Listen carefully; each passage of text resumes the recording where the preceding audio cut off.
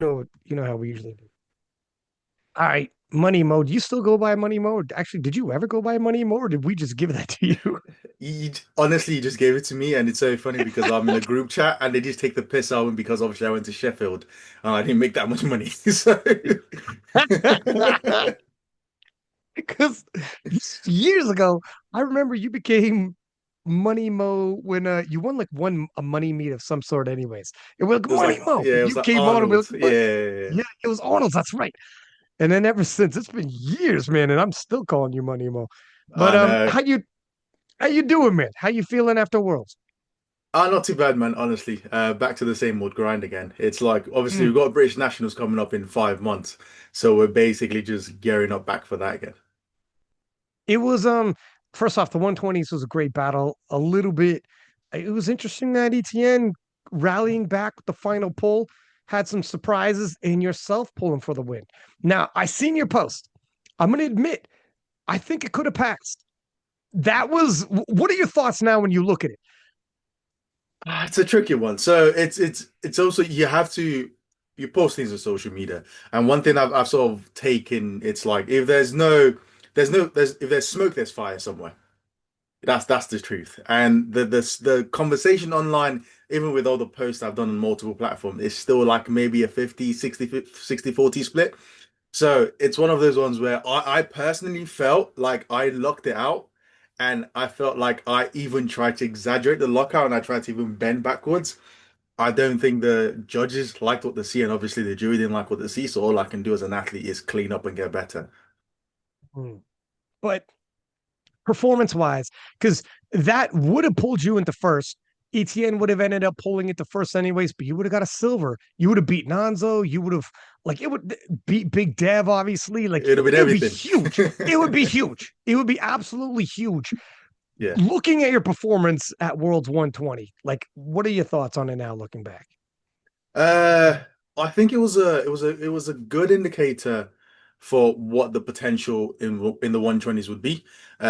Even though it's so weird because even as an athlete, you get this from everyone. Everyone's coming up to you after the competition and saying, "Congratulations, you've done so well." But then you're looking at the numbers you've written on your Excel sheet, like, actually, I didn't get the A plan. I didn't get the A plan. You had. So it's one of those ones where I think overall, considering the last time I stepped off the international platform, I was very, very injured. Like I was broken. So to be able to step off the platform this time on the international stage and even have the opportunity to pull for the win, which I never had as a 1 in 5, um, I can't complain. But the only thing is, we know the lineup is stacked, and every one of those juniors are growing at an accelerated rate. So obviously, we know that the work is only going to get harder for next year. Especially like Rondel's going to be back. I know. Pulling for the win's going to be very difficult now. It is what it is. But also, you were a small 120. You're still growing into the 120s. Like you were going to be a different human a year from now, I'm expecting, right?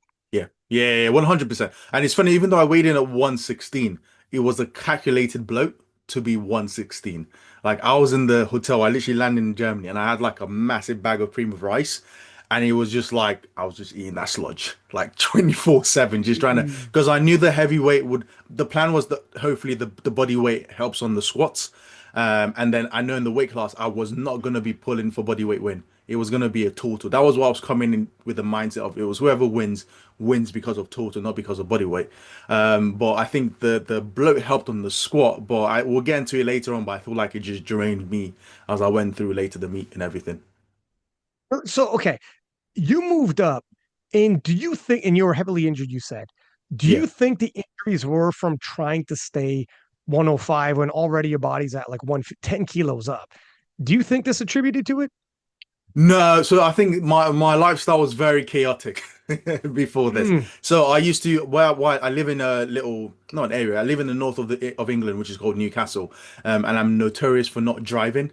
So it was one thing everyone took the piss out of. I used to like not drive and walk everywhere.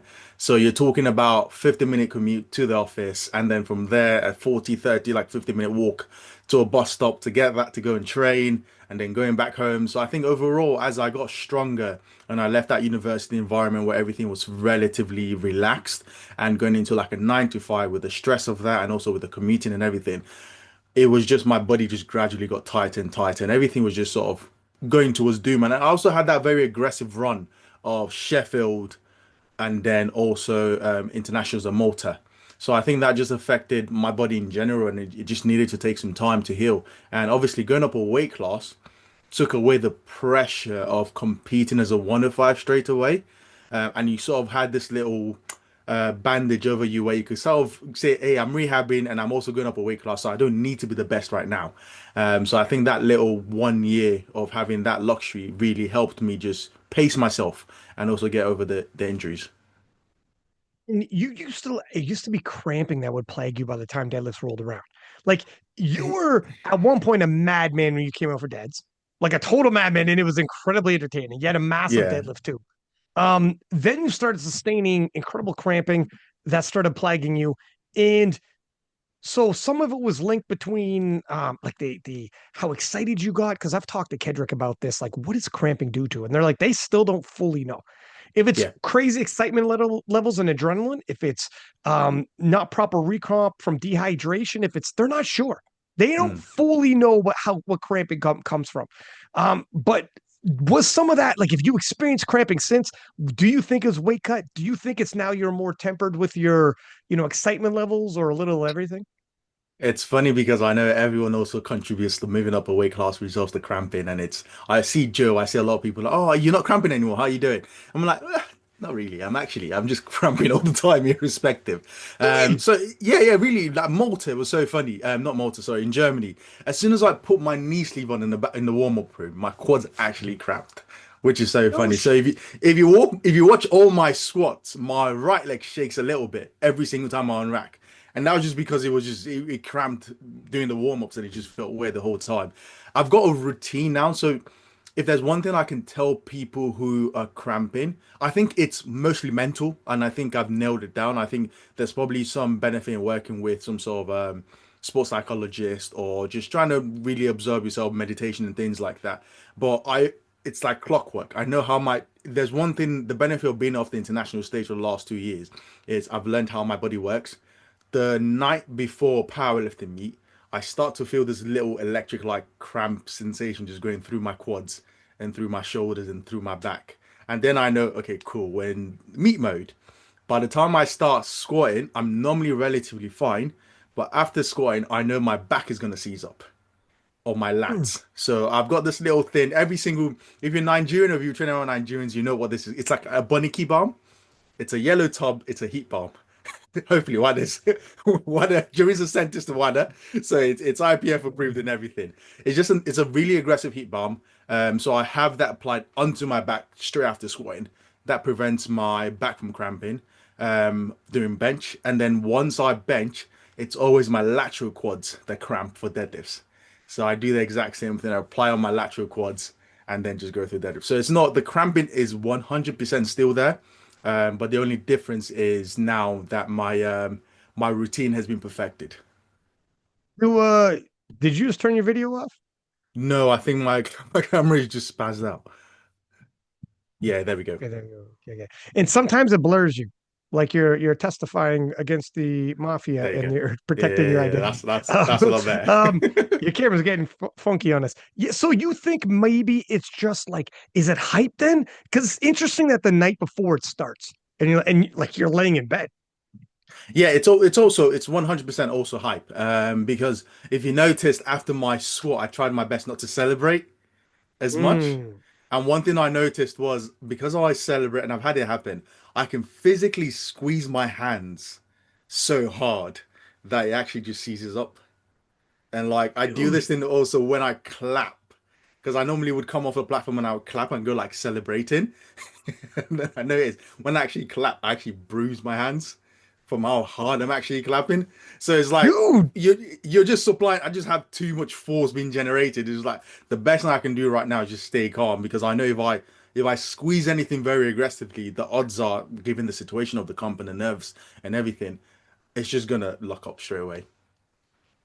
it, isn't that freaking wild that, and people have been trying to diagnose this. Cafwe, my friend Canadian 83, passed out in Lithuania. This time, fine, finished top five like yourself in his weight class. But I think it was due to hype on his final deadlift. And yeah, a lot of it is adrenaline and hype that create, and he had severe cramping as well. He said he Mm. experienced severe cramping and they went through the whole, what is it? Is it this? Is it that? Etc. In a lot of people, we've seen this freaking Ade actually blacked out himself on the last deadlift. And we've seen like Rambo, the 74, when he was 74, now he's an 83 from France, passed out on deads. And when we asked him, it was hype. He's like, I got way too hype, way too, the heart bumping with adrenaline. It either makes your muscles cramp and it can full on make you pass out. And it's Mm. freaking, I think even Russ was talking about um, when he was pulling at Sheffield in his final pull, even his second last pull, he was like, I stopped feeling my legs and was like, oh shit, this isn't good. But you don't know, like, what are you going to do? You're like, I got to get Nah, kind of it's nothing. hype. Yeah, yeah, yeah. But you're like, I feel weird. Like, I feel like I'm going to pass. I think it was Russ who was saying this. Like, I think I'm going to pass out. Like, his last dead, he's like, I was trying to, milk it. Like, maybe I got it, maybe I didn't. But he's like, I don't just, he was describing kind of like Ade did, where Ade said he pulled, he was out. He was out. And when he came back to, he was still on his feet. And he's like, what the fuck happened? And he was like, he thought he was going to wake up on the ground. He's just like lucky he was still on his feet. It's really interesting. We don't know. We know there's so much of the human body we don't know, but there's something there where if you experience it, you get in front of it, you have to know and start dealing with it ahead of time. Yeah, And yeah, for you, yeah. it's kind of cool. You're like, it's okay. It just means I'm ready. It just means Yeah. it's an indication my body's ready to lift. That's okay. But you really do need to manage it, huh? You do need to manage it. It's obviously an extra complexity to deal with on the day, uh, which is unfortunate because as a deadlifter, the last thing you want to be worrying about when you're about to pull for third attempts is, am I going to cramp? Yeah. So it's one of those interesting ones. But I think it's there's also something to say for the mental side of things, and also it's once you've had a bad cramping experience, it's sort of like your body now associates the heavy lifting with that cramping experience. So, Mm. they're weird little things. I'm no expert in it. I've tried to work with Kedrick. I've tried to have conversation with all the nutritionists. As of right now, my plan is apply heat balm and hope for the best, but just know the right time to apply it. This is it. And I think you're ahead of it in terms of just identifying if I get crazy hype, this is going to happen. Knowing that is enough. You're going to get hype. It is what it is, but and it's going to come. But as long as it's not a crazy substantial, like you can't like what happened to Nonso, where the guy couldn't even. Yeah, The I was worst gonna case say, scenario, yeah, yeah, yeah. literally the deadlift pulled his shoulder out of socket, but he couldn't let go of the bar because his hand cramped. It's the worst case scenario. He's like, let go, but he can't let go. He's like, oh, my shoulders in so much pain. That was It's like brutal. when you get that nasty hamstring cramp in the middle of the night. You know, I need to stretch out, but every single movement I do is just gonna make it worse. So Can you it's not stretch an out easy these one. cramps? Is it even a stretch out thing? I don't know, to be honest with you, because technically speaking, the muscle is trying to contract. That's all that's happening. And if you try and fight against that movement, because it's whenever you have like a cramp in your hamstrings or in your arm, if you try and stretch it out, the muscle just feels very, very sore. So Mm. it's almost like even though you stretch it out, you might just end up making the matter worse short term in terms of pain. So I don't know. Hopefully they figure it out. If they can figure out, or if they can give us 24-hour weigh-ins, we'll take either one. You'll just have people doing hero cuts. I Hey, promise you. I'll be in the 93s. Exactly. Exactly. So what was your impression of Worlds in terms of the venue and everything like that when you showed up? Honestly, because last time I've been on international stage was Malta. And it's funny because I know we talked about Malta and said, hey, the crowd is coming. We are very impressed with the crowd in Malta, the organization of the event and everything. Um, And I was sort of coming here, I was like, okay, I know this is not going to be in Malta because this is not really a tourist environment. We're in Dresden, in Germany. We're ages away from any sort of city life, even anything. Um, but when I went to the gym and I met people from Austria who had driven 5 hours, 6 hours to come to watch powerlifting, and you go to Crazy. the venue and you see like it's a very similar stadium to Sweden 2021, but it's actually almost filled up with people. And I'm like, okay, I've heard everyone on the podcast. I've heard everyone talk about internationals. I've missed the last two ones, and I'm like, okay, everyone's saying the venue's getting bigger. I'm thinking, okay, yeah, it's not really Malta standards, though, is it? And then you get there and you're like, whoa, there are actually people who will come to Dresden where no one knows where the hell this is. Like you're taking there are no taxis running after 10 p.m. because no one's doing Mm, anything in the city. The people driving all the way or flying in to come and watch people powerlift. It's really insane. hmm The experience was it makes you want to come back. That's all I can say. For me, Malta was special. For me, Yeah. Malta, it was different. It definitely was. It's hard to describe, and it's such a touristy town. There was nothing like Malta, but for sure, like Lithuania was the same, where like they had bleachers and it was packed and people were going nuts.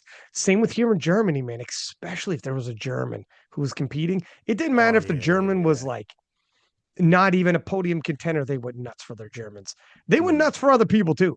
But it's different now. Worlds is different now. You have packed crowds, you have bleachers on the sides. This time, bleachers on the sides. Lithuania was bleachers in the front.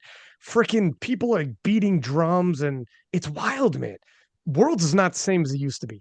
It's no, getting it's not. more and more and more chaotic. South Africa was good, but we are like so many levels up from like South Africa now. Where we have like those. You got to have the bleachers. Dang, I remember like South Africa. I think you went in on a Sunday, and obviously we had a Sunita's family who had obviously come and they had done the whole massive drums and everything. But apart from that, the crowd was like there wasn't a lot of people. It was mostly people who came for to actually compete that we're watching. So Right. we're miles away. And then if you imagine like we actually get in a city like if we hold wars in the US or if we hold in France or maybe even London, what sort of crowd would he attract? I mean, that's basically Mm. Sheffield, but imagine Sheffield in London. That's what you're talking about, which would just be insane. People show up now just to watch. Yeah, And that's the good thing about Europe. It's not crazy to take a train or whatever a flight.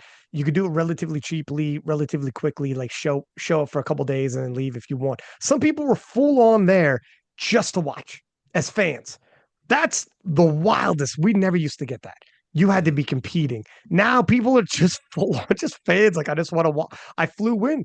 I took the week off of work. I flew in, got a hotel, and I'm going to watch the World Championships. And people are hanging out afterwards. And the difference between other sports and our sports, if you hang out after the competition's done, you could get a picture, you could talk to the people. Everyone that you just watched is completely accessible, yeah. which is entirely different than if you're a fan of whatever, basketball or soccer, whatever other sports. Our sport, you show up at the World Championships, you will be literally on the platform talking to these individuals if you want. Yeah, it was cool. So when let's walk through squats. How did this all feel for you? Squats was actually an interesting one because, like I mentioned before, I was actually cramping doing warm-ups, or I cramped a little doing warm-ups on my quads. But I knew that the strength was there. And then if there was one thing I was coming into the meet really hoping for was a really, really strong subtotal. And I'd sort of been working on that in the background. So I knew squats, I was pretty much guaranteed somewhere between 355 to 365. We ended up with 357.5, which felt like absolute death. Mm. But it felt like I was grinding for my life. And it didn't help because I watched Nonso go for his 355 and fail it. So I was thinking, if Nonso is failing 355, what's going on here? Because I'm pretty sure he should be hitting well above this. But I was I literally, it was so funny. If they could like, if I had a mic on when I was going up for that 357.5 score, I was literally saying to myself, there's absolutely no reason why you should not get this. And if you're gonna die here, you're gonna die here. Like that's calm. Like we're not letting this bar go down. That was it. Because I've seen two people fail in a row, and I'm like, I'm not carrying on the streak. Like if we go down, we go down Yes, all together. We're going up, irrespective. the buck stops here. Yeah, So yeah. are you paying attention to the rest of the 120s when this is happening? Yeah. I was watching. I was 100% because I knew it was as much as the top three was Nonso, Etienne, and Big Dev, and I was basically watching them and watching how they were pacing because I truly felt, even though my performance was nowhere close, I truly felt coming to that competition, I had the potential to be around the same range as them, which was the 970 to 980 range. So I was sort of looking to them to pace, and I was really hoping by the time the subtotals came around, I would be basically vying for position from the first pool. But the meet started off good on squats, but then it quickly sort of went downhill from there. Even though the performance was still good, it just bench and deadlift didn't turn up the way we wanted. Who was? How did you guys work out the handling? Because obviously Matt Gary's there, Peach. How did they split this?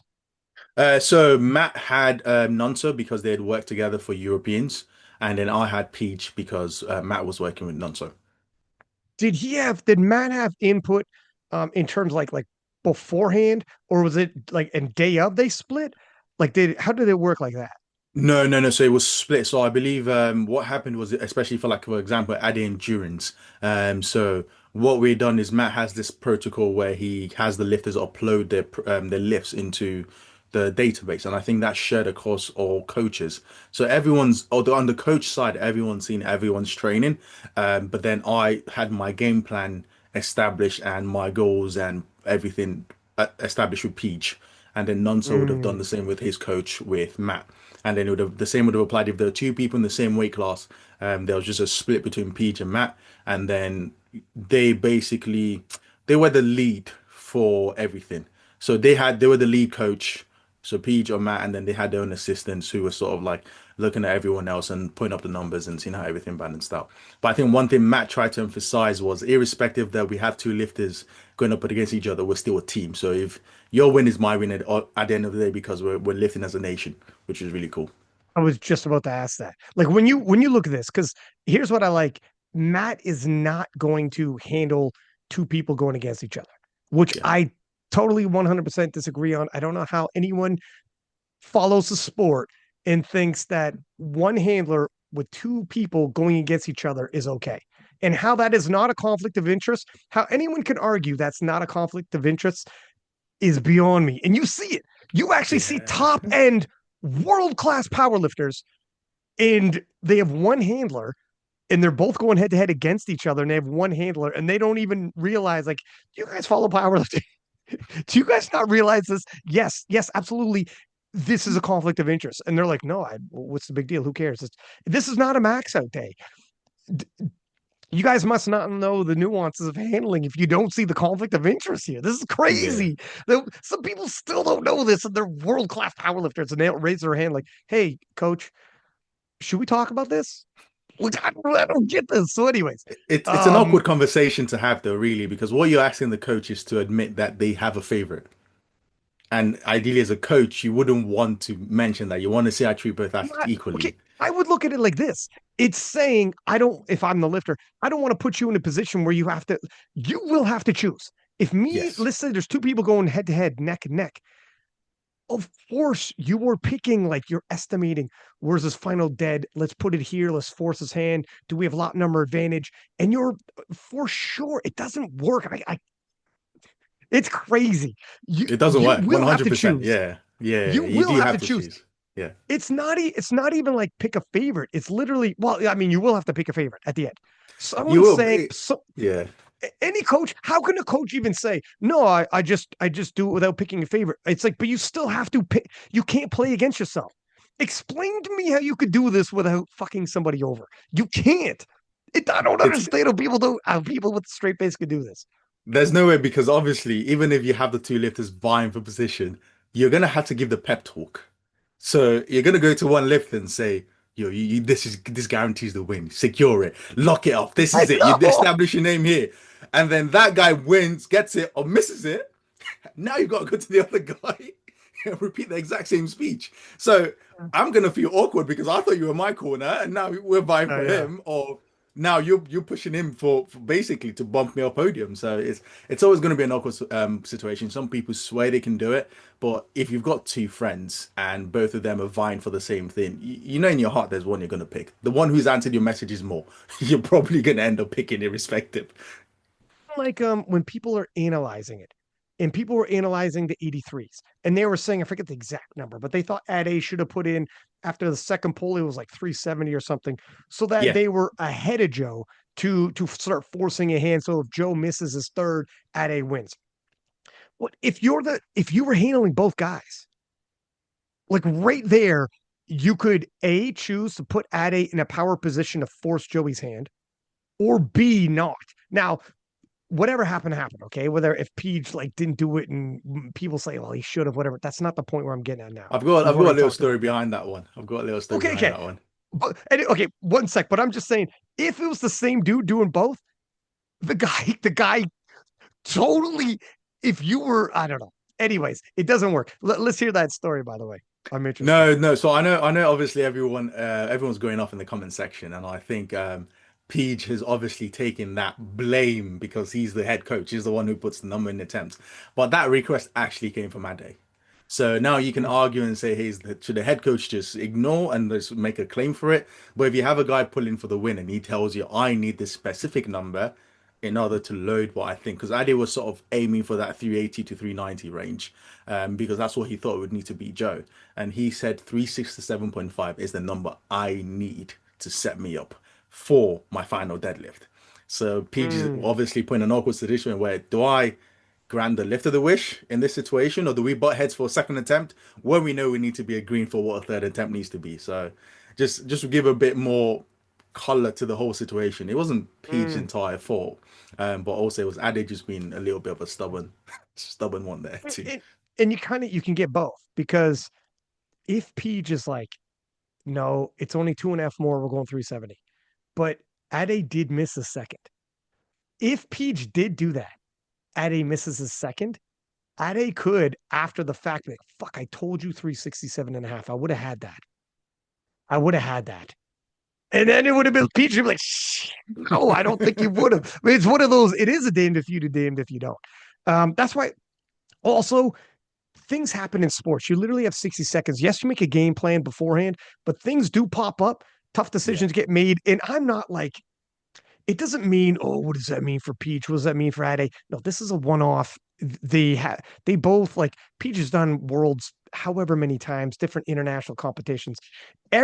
Most people don't notice when everything goes fine. Whenever you do one little controversial call that could have went either which way, depending on the story, everyone's like, good, Yeah, gotcha. Let's 100%. crawl all over that guy and be Yeah. like, what the hell? Where it's like, okay, listen, there's these things happen. I mean, whether it's NBA basketball, baseball, hockey, soccer, there's going to be flubs here and there that are calls that could have went either way. You look back and like, I should have just said, no, you know what?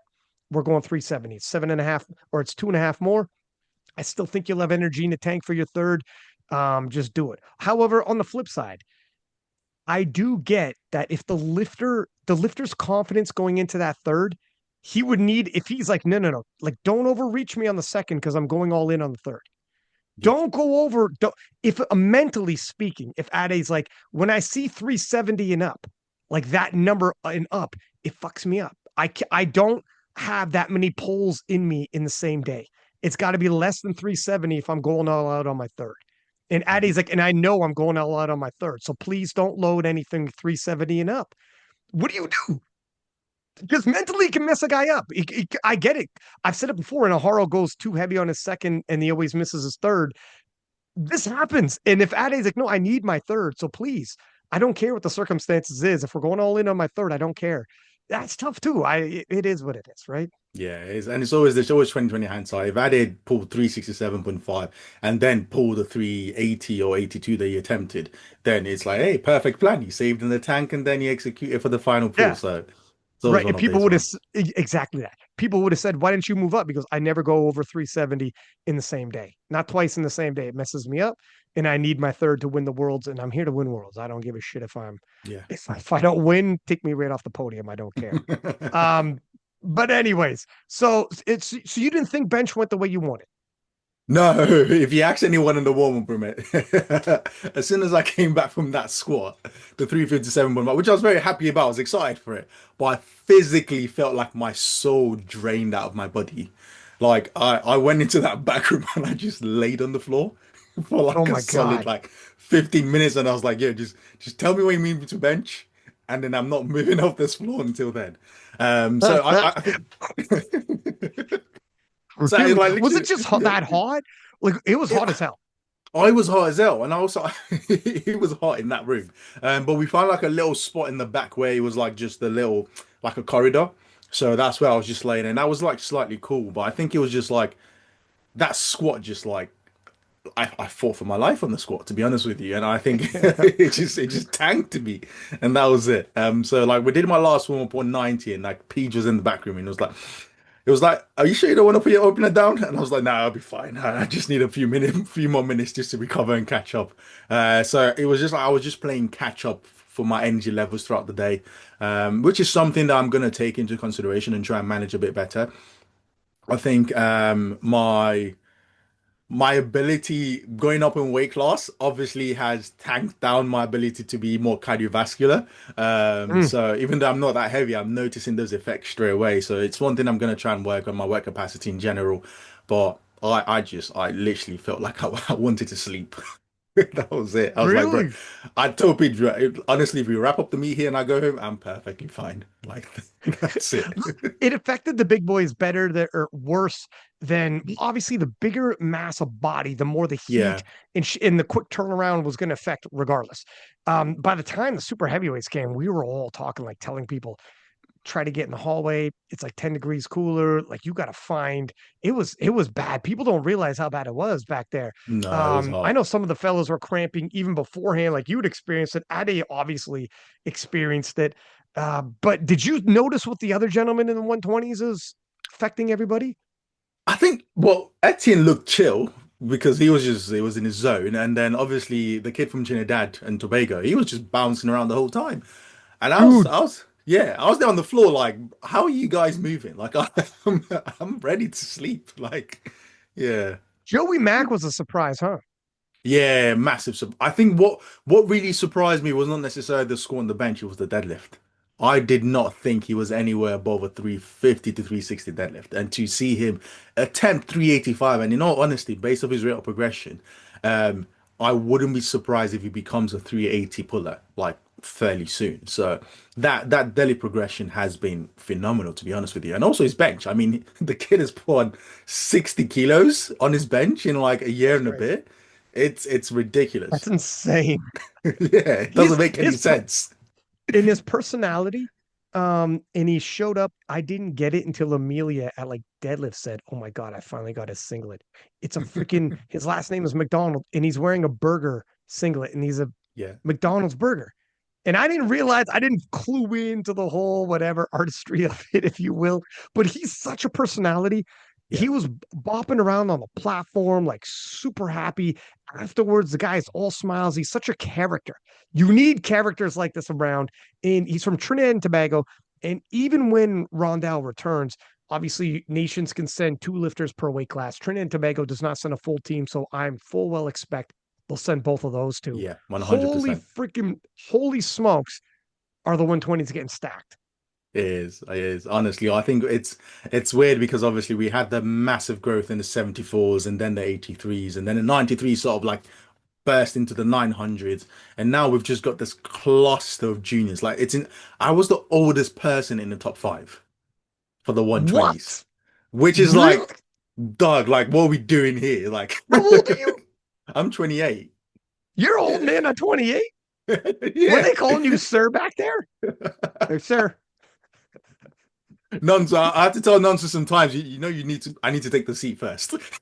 you're 28 and you're the oldest guy in the top five. Yeah, Damn, that's a young class.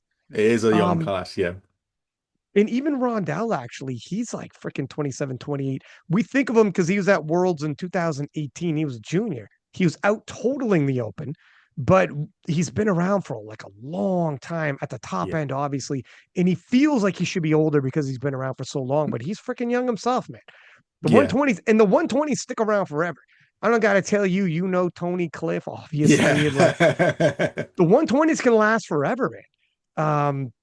So when you're watching this, how this concluded, what are some of your takeaways and surprises? First off, ETN rallying back like he did, crazy showing. Nonso taking an injury, super freaking young. The pressure Mhm. that must have been on Nonso, you've probably seen SPD and the Sheffield voting online, and the community Yeah, gave Nonso like he's a strong favorite.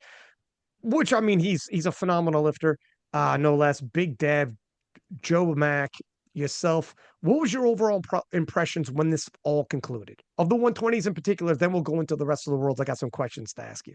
yeah. I think if there was one thing I took away from it, it's like naturally competition just brings down those top end numbers. It's when everyone's so close and clustered together, it's just the pressure. I mean, to be honest with you, I wouldn't want to be in Nonso's position because and he wore that crown perfectly. He embraced the pressure, you know. In his comments, he was like, "Make me pull a world record deadlift. I want to pull a world record." And that's amazing. That's what you want in the sport. So shout out to the kid. And bear in mind, a lot of people don't know. I don't know if he's mentioned this. He had exams, university exams on Monday after IPA fault. So this is someone Really? who's yeah, he's studying I can't remember, it was biological engineering. But he had exams on like the Tuesday before he flew out, and then he had exams on the Monday, literally straight after IPA fault. So shout out to the kid, you know, to be doing what he's doing and studying engineering and also flying, doing all of these things. Amazing performance. Etienne came to fight for everything to obviously represent the country on his shoulder. We know what Big Dev was dealing with in the background, and then obviously we had Joseph McDonald, who was just a phenomenal experience to have on that platform. But one thing I took away was that everyone had something they were dealing with, and they still came on that platform and showed up and showed out. Even though the performance wasn't what they wanted to be for the majority of people, I think everyone still came out there and showed that, hey, on any other given day, any one of us could have been an IPFL champion. If Big Dev had a perfect day, guaranteed he would have been an IPFL champion if he had a 340 squat present. If Nonso had his 355 deadlift and the 400 is pulled multiple times, he would have been a world champion. You know, Hmm. Etienne was the world champion. He did what he needed to do. If McDonald had better selection attempts, he would have been the world champion. You What do you know? think about that? By the way, what do you think about that? Like, if when we pull up um, Joseph McDonald's, let me take a look at the Yeah. scoreboard here and refresh my memory. All right, so we did a 345 squat, big squat, fourth place in squats. Missed his last bench, but he only missed 2.5 kilos from his second attempt.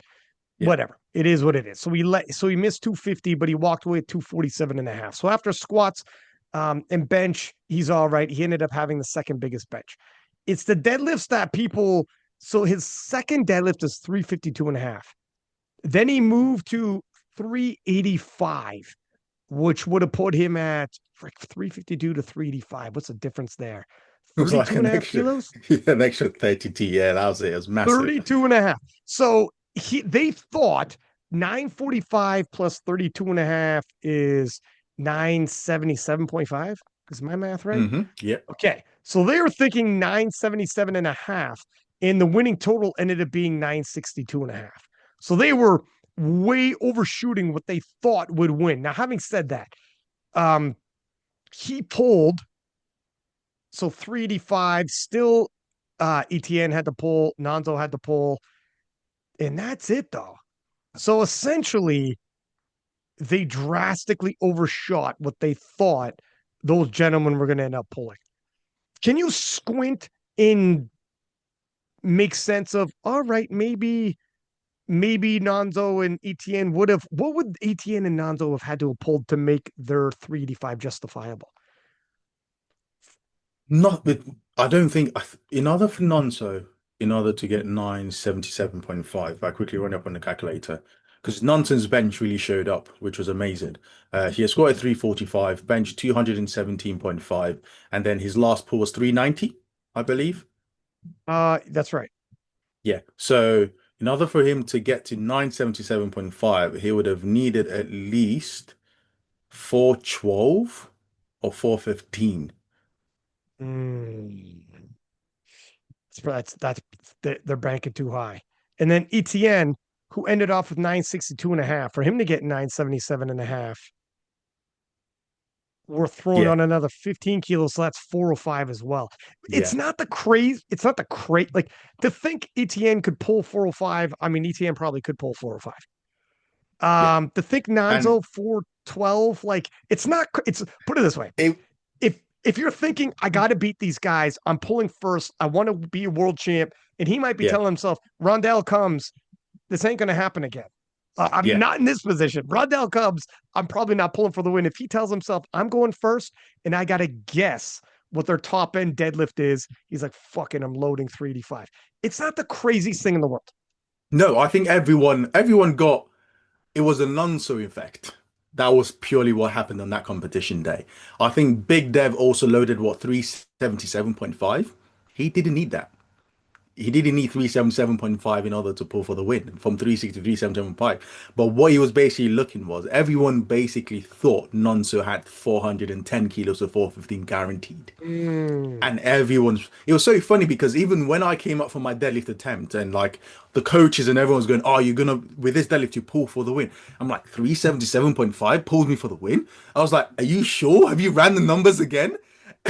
Like it was so bad because I just kept on going like, are you sure? Like, I can do more. Like if you need me to do more, let me do more. Yeah, yeah, don't fuck me now. Because Double in my check. Yeah. because in my head I'm thinking Nonso should be pulling 410. So I know it's gonna be hard, but 377.5 shouldn't be doing anything right now. It was purely the Nonso effect, and it's what happens when you have such a phenomenal deadlift in the weight class. But I think a lot of people overestimated what the top end for Etienne and Nonso could be on the deadlifts, and obviously that pulled Big Dev and obviously Bob out of position entirely. And I think you're 100% right. People seen what Nonzo's done previously. ETN's got a monster deadlift as well, like on a different day. So if you're and when you have to pull first, you're like, I don't know. What do you think? What do you think Yeah, the kid's got? It's like that kid could have 415. If you told me 2 months earlier, like he pulls 415, I'd be like, yeah, maybe, I don't know. Like it could be. So on the day, you're like, I don't know. It could. I think you're 100% right. So looking back, anyways, at Joseph Max attempt selection. All right. 2020 hindsight. But when you got to, I'm less mad if you got to pull first and your goal is to win and you're like, load up, whatever the hell you think their top end is and what my top end is. Like, how far hmm can I reach and push them to make them overreach? I got to go first. Same with Big Dev. That's a very difficult one. Then after the fact, when they're well below that, you're like, shit. And everybody's like, well, you fucked up. It's like, well, I had to yeah. guess though. It's like guessing the weather tomorrow. It's like I It gotta is. guess. It's a lot Yeah. easier when you go after the fact. But anyways, agreed. Were you surprised with the outcome of ETN? ETN was a sleeper, but not necessarily. It was an upset, but a minor upset. I think Nonzo was the favorite, Yeah. obviously, but I think Nonso what? was the favorite, but if anything, I think it was Nonso 18 had done his total on the competition, like in terms of the pressure of Bob being there and also Tony being behind him and having to chase up. While Nonso had done this amazing 965 basically on a one-man mission mode, no one being pressuring you around anything. So I think it was to doubt Etienne. Etienne was probably the more reliable person to turn up and hit 965 guaranteed, while you could tell that Nonso was pacing for way beyond that because Nonso was Mm. pacing for 970, 980, and he has the strength for it. If you put Nonso in that weight class by himself, I wouldn't be surprised if Nonso hit 990, 1000. That's the honest truth. But if you put him with competition, and I think that applies to anyone who's only been powerlifting for 2.5 years or 3 years now, and you put them on the world stage and say, hey, you need to perform against these guys who've been competing, the nerves will come in there. It's bound to happen. Now, Great Britain has another 120. Britain has so many freaking 120s. Mate, Joshua, it's so fatiguing. They're both from the fatiguing. same school. It's like, What? yeah, they're both from the same school. It's so there's this. I think it's a sixth form, what Americans would call high school. It's like year seven, year well, not year. What years? It's year 11, year 12, and it's the years you do before you go to university.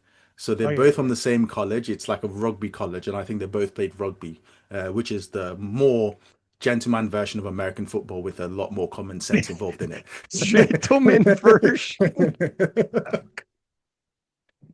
Nice. I've never But heard it described like that. It's a gentleman uh, sport. but basically, yeah, they're both from the same college, and I think Nonso started powerlifting, and Ngoka picked it up because he saw Nonso doing it in his sixth form, and was like, "Yeah, I want to try that." And now I've got But two monster Nagoka, kids. I was talking to him in the DMs, and he's thinking about if everything goes right because he's still only 20 himself. He's freaking young as hell himself, which is crazy that they're doing these numbers. And he's going to Junior Worlds for anyone listening.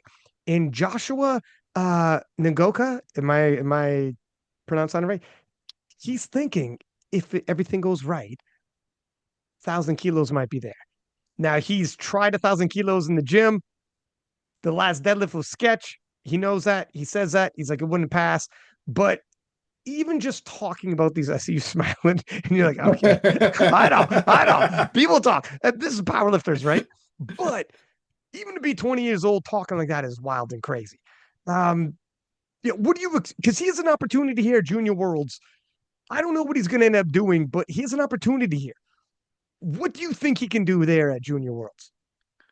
I think the main priority should be get your first ever world championship.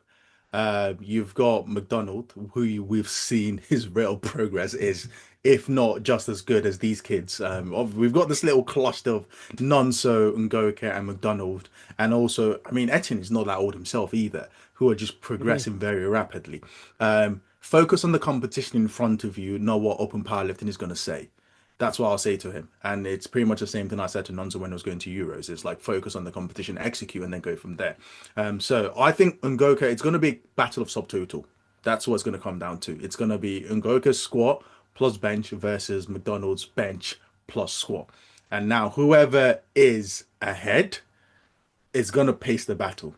That's literally what's going to happen. Ngoka's pull was amazing, but the only problem is he's ridiculously quick off the floor. It's unnatural how quick he is off the floor. I'm pretty sure he could pull 420 off the floor ridiculously quick. The problem has always just been the stability at lockout and just not losing Mm. balance. So pull what's guaranteed, secure the win. If you've won by a second, cool. Yes, YOLO, go for the 1,000 if you want to make a point and everything. But you're only 20, you're gonna get better, you know. So why rush the progress now? If you go for 1,000 and get injured, you're a year out of the sport now. What happens, you know? So the momentum's there. Let that momentum keep on rolling. So don't overreach right now. And with Joseph McDonald, I mean, if he was going there relatively unopposed, all right, whatever, shoot for 1,000. You're probably going to win anyways. Like you could, Yeah, if it's a case where I could win just missing all my thirds, fine, do whatever the hell you want. Joseph McDonald's there. The way Joseph McDonald performed in Germany, and that was difficult. And Joseph McDonald's going to be in that. This is in Costa Rica, right? It's in the Western Hemisphere. So yeah, Joseph McDonald, time zone change, everything extremely friendly. Costa Rica and Trinidad and Tobago are close. That's a very close. That's like within Europe for you guys. yeah. Whole nother ball game, my friend. Joe could be a lot stronger on that day, and Joseph McDonald we just saw is extremely strong. Imagine he hits his third deadlift, wherever that might be. You're right. I think don't get too overly ambitious. Beat the man in front of you, and beating Joseph McDonald's not going to be easy. No, and just to give you a reference as to how quickly the kid is progressing, at IPA Falls a few weeks ago, he attempted 250 and missed it.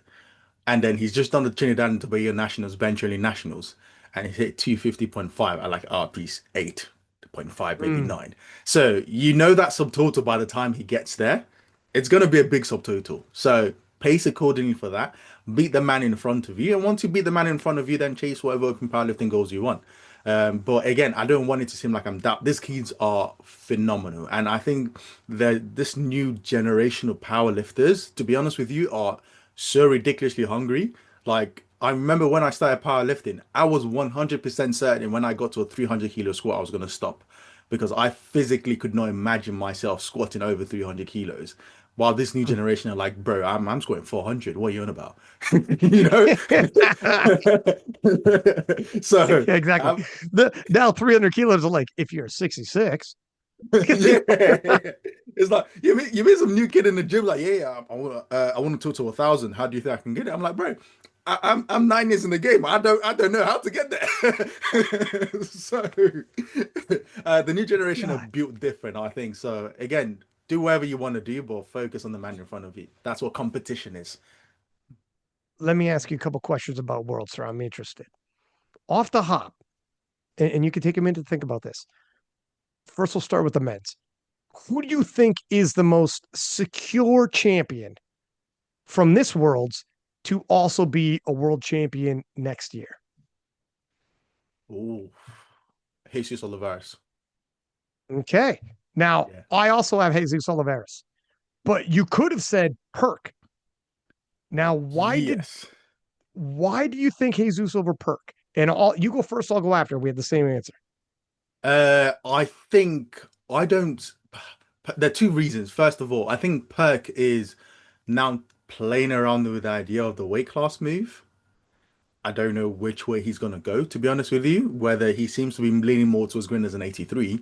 I think Perk is on his own little island. And I think when you win IPF4s with 5 attempts, you basically turn into Agata and you're looking for another championship somewhere else. So it's either you go down a weight class or you go up a weight class. And I think Perk is currently in that mode of looking for something else to do. So I wouldn't be surprised if you see Perk maybe make a move to a different weight class.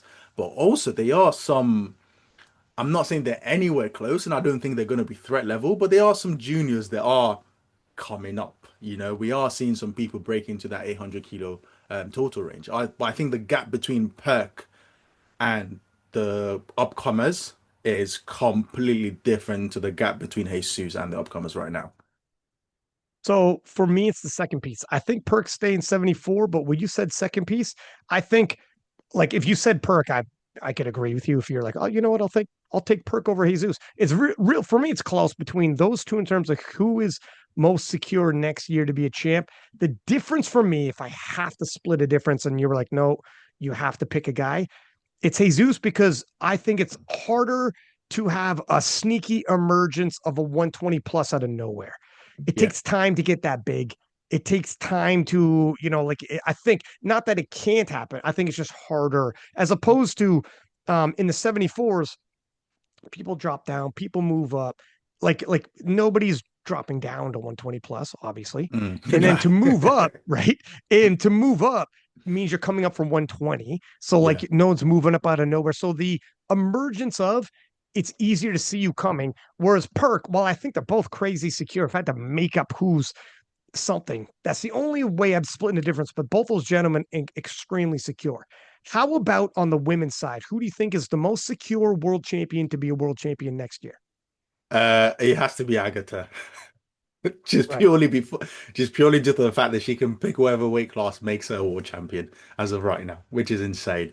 I think she has, although the only twist to that is she's made her plans for the move to the 84 kilo class, and that's not a guarantee. Wow, I Um, was just about to say, I go, there's a caveat to this. She's yeah, moving weight classes. there is a caveat to this that she is moving weight class. In which case, I want to say that the women's is. If anything, this IPF Wars has shown in Germany, I think the women's was an upset in general. I think a lot of big names, Tiffany Chapon, Sunita, um, even I know Carlina wasn't 100%, but there was even a little bit of a scare there. Oh She yeah, had to pick a deadlift, Meg Carlina Scanlon normally lost. makes Scanion lost. It's like the women's side is very unstable right now, to be honest with you. The only person who is sort of cruising in her own lane is Agata, but then Agata could very much be facing up against a long reigning, unmovable object who's Amanda. So I don't know, to be honest with you. If I was going to pick anyone, it would be Agata. That would be it. Okay. So I was picking Agata as well, only just because she's the unstoppable force. But you're right; she's about to meet the immovable object. Nobody's been able to get around Amanda Lawrence since 2019. And here's my follow up question, and we can have it'll kind of snowball off this discussion. But let's go back to the men's side for a second. Who's the most vulnerable world champion you think from this year moving into next year to reclaim or keep their title of Oh, a world 120, champion? Etienne, just because Rondel's coming back. Yeah. I I think, mean, yeah, yeah, pretty much. it's a massive ask. I got the exact same guy for the exact same reason. Yeah, And God bless. When Rondel comes, it's going to be exciting. We'll see. But however, I mean, not to make it all about the 120s, but the 120s are rising, and yeah. that's exciting to see. You got guys like yourself moving up. You got young guys who are like 20 years old doing things that we thought 2 years ago was incredible, and now these guys are all like, no, you do this at 20. Mm. So, anyways, but yeah, I agree with that. Now on the women's side, Heather Connor pull off in terms of like vulnerable champions who were in Shark Tank of divisions, who have other sharks swimming alongside them. It gets a lot harder. And this is what makes the women's division actually more exciting because you don't know who's going to win. And that's what makes sports good. Heather Connor upset Turbo Tiff. Ooh, but what happens when Turbo Tiff tightens up on a couple things? Heather Connor herself was Hmm. like on the podcast, hey, look, I think if she did a different third bench press, she would have beat me that day. Yep. that day. I think she could have beat me right there if she chose a better bench press third attempt. Evie Corrigan won by 2.5 kilos. Now, she pulled what she had to win. She probably had more on her deadlift. However, Evie, who was so far ahead of all the 52s, is openly saying my progress is stagnant. This is Evie saying this again. Both Evie and Heather on the women's side, man, the champions are very honest when they give Mm. assessments on themselves. And Evie openly said, I don't know if I'm improving as a 52 right now. And I look at Megan, and Megan definitely is. I don't know if I'm sticking around long enough to let Megan beat me, or if I'm moving up, or what's happening. But whether or not she moves up or whether or not she stays, she's openly said, I don't know what's going to happen in the future. Megan Lee is improving like crazy, and I am not. Hmm. It's Megan, actually. I keep saying Megan, westernizing. It's Megan Lee. But anyways, um, so Evie, vulnerable. We're moving up the weight class on the women's side. Evie, vulnerable. Heather, I think between the two of them, more vulnerable than Evie because Turbo Tiff has beaten Heather before. But Evie's by no means out of the woods. Going to the 57s, Sarah Naldi, sure. 520, phenomenal performance. Gotcha. But Jad Jacob is right there. Yep. Natalie Richards, when healthy, is right there. Joy, Joy she'll Namani put can the scare, pull. she can pull and scare the hell out of you. While Sarah is the champ, world record total, phenomenal. It's vulnerable. She's vulnerable, and it's Hmm. like a good thing. It means the class is absolutely stacked. 63 Alba, Megan Scanlon. What happens when Megan's back to 100%?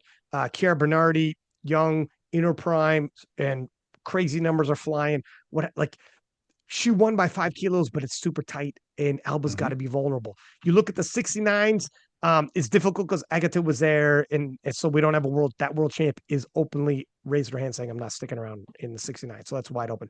76s, you got Carlina, but Carlina got right down to the very last deadlift with Crane. And like when you look at the scoreboard, it's like Joey B said with Ade. If you look at the scoreboard and you see I beat Ade by 50 kilos, no, I beat him by 1 inch. Mm. That last deadlift was 1 inch. That's how close that was, not 50 kilos. Don't believe that for a minute. Same thing with Carlina and Cranen. She beat Cranen by like damn near 20 some odd kilos. No, it was an inch. It was close. That was a very close last pull, and she could have pulled off that upset win. And then obviously that 76s, we talk about even the 84s, which is Amanda Lawrence territory, which any other time it'd be like, wow, That's Amanda by a guaranteed. country mile. Yeah, Yeah. Amanda's got this until you find out Agate's going 84. And then you talk 84 plus as dog. Brit, strongest woman that ever lived, fine. But Sunita's coming back. Yeah, And with Sunita is, vengeance. and they beating each other back and forth. So this is where it's like, if you, when I ask the men, who's the most vulnerable, it's ETN. ETN's Well, probably going to raise his hand and be like, I got my I own was gonna speed. mention another one. Technically speaking, the 66 is vulnerable because the king has moved out of the weight class. So there is no 66 champion right now. Right. So they're all vulnerable, but if it is purely who Yeah. is the most vulnerable champion and has the hardest task of being a champion next worlds. Yeah. Well, I mean, yeah, like Shell. Okay, on the men's side, Shell is openly saying I'm going against Perk next year. So there's also that. He's openly saying I'm leaving and I'm gonna go head to head with Perk. Well, you got your work cut out for you. So That's a big yeah, task.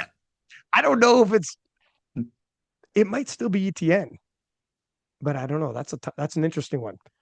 If Shell or ETN has a bigger task in front of them. Oh shit, huh?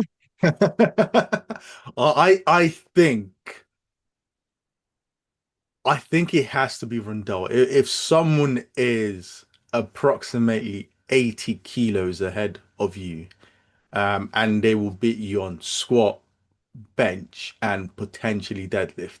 Yeah, fair enough. That is, yeah, that's a Yeah. All that's right. a tough one. All right. You put it that way. You break it down like that. Yeah. Yeah. I mean, all respect to Etienne, hey, I'm getting beat by 100 kilos. So, I mean, Right. Right. hopefully not next year, but it's Rondell is the end goal, and I think everyone's gonna be pacing, and I think the weight class is evolving because they know Rondell's coming back, and I think that's why you're seeing that surge in lifters. The cluster is getting bigger, and I think by the time Rondell comes, there'll be a welcome party for him. Definitely, that'll be all So we can say. So if we're looking at the women's and we think pretty much every freaking weight class, they're all vulnerable. Yeah. Who do you think is the most vulnerable due to so many sharks in their division? It's got to be Tiffany. It's got to be Heather Connor, sorry. Just because Jessica Espinal's also there. Yeah. And Jessica has beat Heather. And I think going into PA Nationals, the conversation was Espinal's beating Heather and can Espinal pull it off? Because Espinal is not a Tiffany who's gonna be sitting on a 170 deadlift and hoping that you don't load to 10, 220 to beat her. Espinal can pull 190 plus in that range. So Espinal will keep that pressure on you to make a massive final pull. So I think all three of them in a weight class, I think any one of those three could win. It just depends on which handler hands in the right attempt. And I think that's what will come down to. I agree with you with Heather. For everything, you already said. They've all faced each other. They've all beaten each other. Jess hasn't beat Tiff yet. Nobody beat Tiff until Heather just did.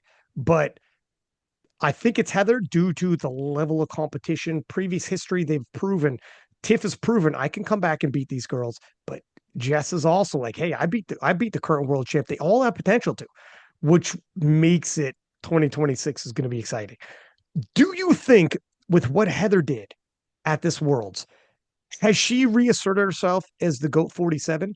Or do you think Turbo Tiff, you do? Or do you think Turbo Tiff with 4 world titles, not quite yet? I mean, I currently, think, obviously yeah. next year, if Tiff comes back next year, different story, but currently, I think there's something that has to be said for Heather was in the weight class before Tiff was there. And she saw Tiff come in and steamroll her way to this path of glory and being the golden girl in the 47s that could basically win with 4 attempts whenever she wanted.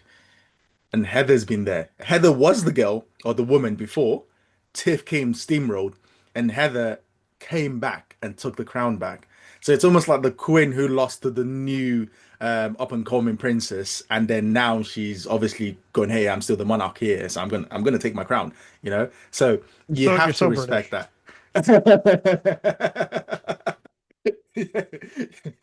But she's like, I've taken my crown, and I think, irrespective of what happens, I think a very good example of something to relate to would be like the Durins and the Russ situation. Is Durins ever going to be called the greatest 83 in the weight class? I don't know where his journey is going to end, and I don't know if it's going to be that.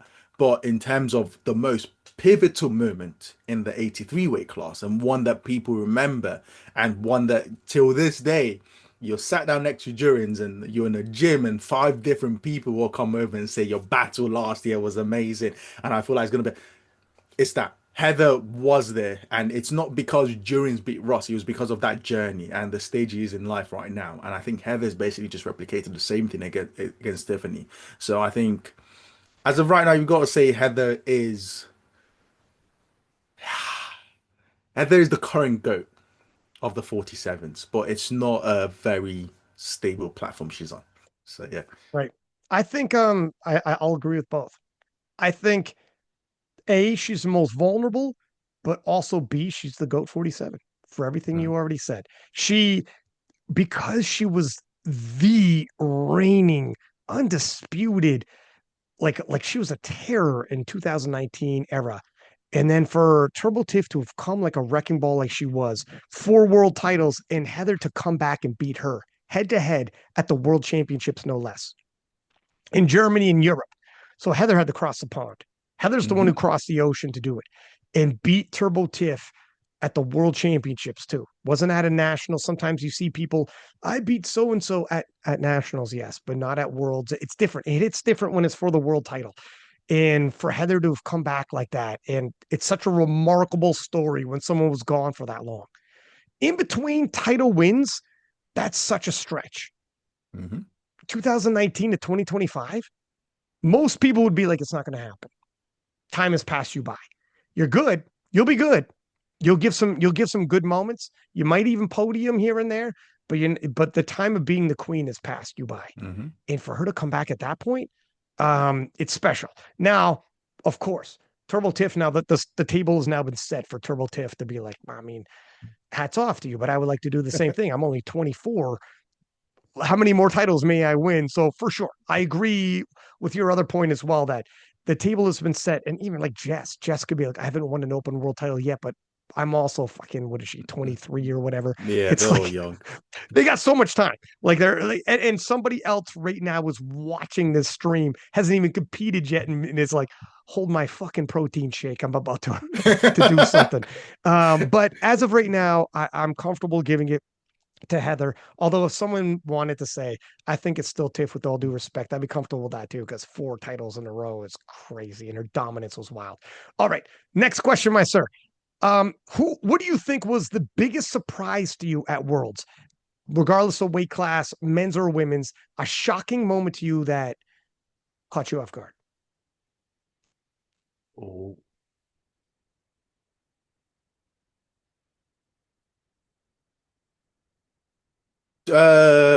I think Heather. I think her win was definitely a massive upset. Um, and then it has to be Kasam Sang, um, not performing Mm. in the 59s. I think that was an upset because I think no one saw that coming, well and truly. Um, well, first off, I agree with you. Let me ask you a follow-up question that since you bring it up. Do you think Hassan Sand should stick with the 59 kilo project or abandon? I think stick with it because sometime as an athlete, you just need to prove to yourself you can do it. So I think as of right now, he's looking at the 59 project and going, I can make weight. I was just injured.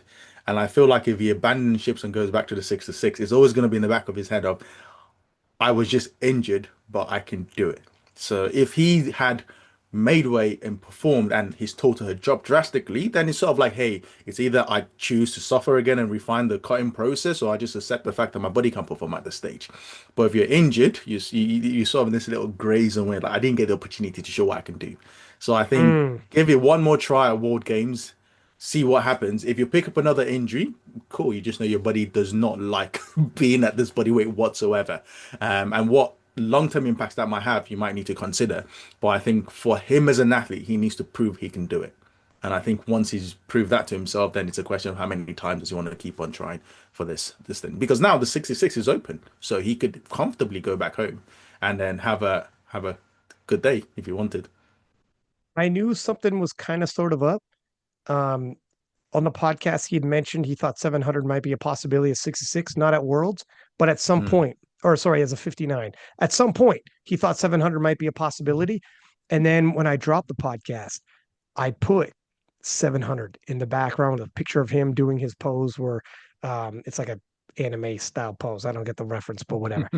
And and I noticed he didn't share that in his story. Ah. And I knew like, wow, what's up, man? You said 700 and whatever. We're just hyping this up, and I was wondering.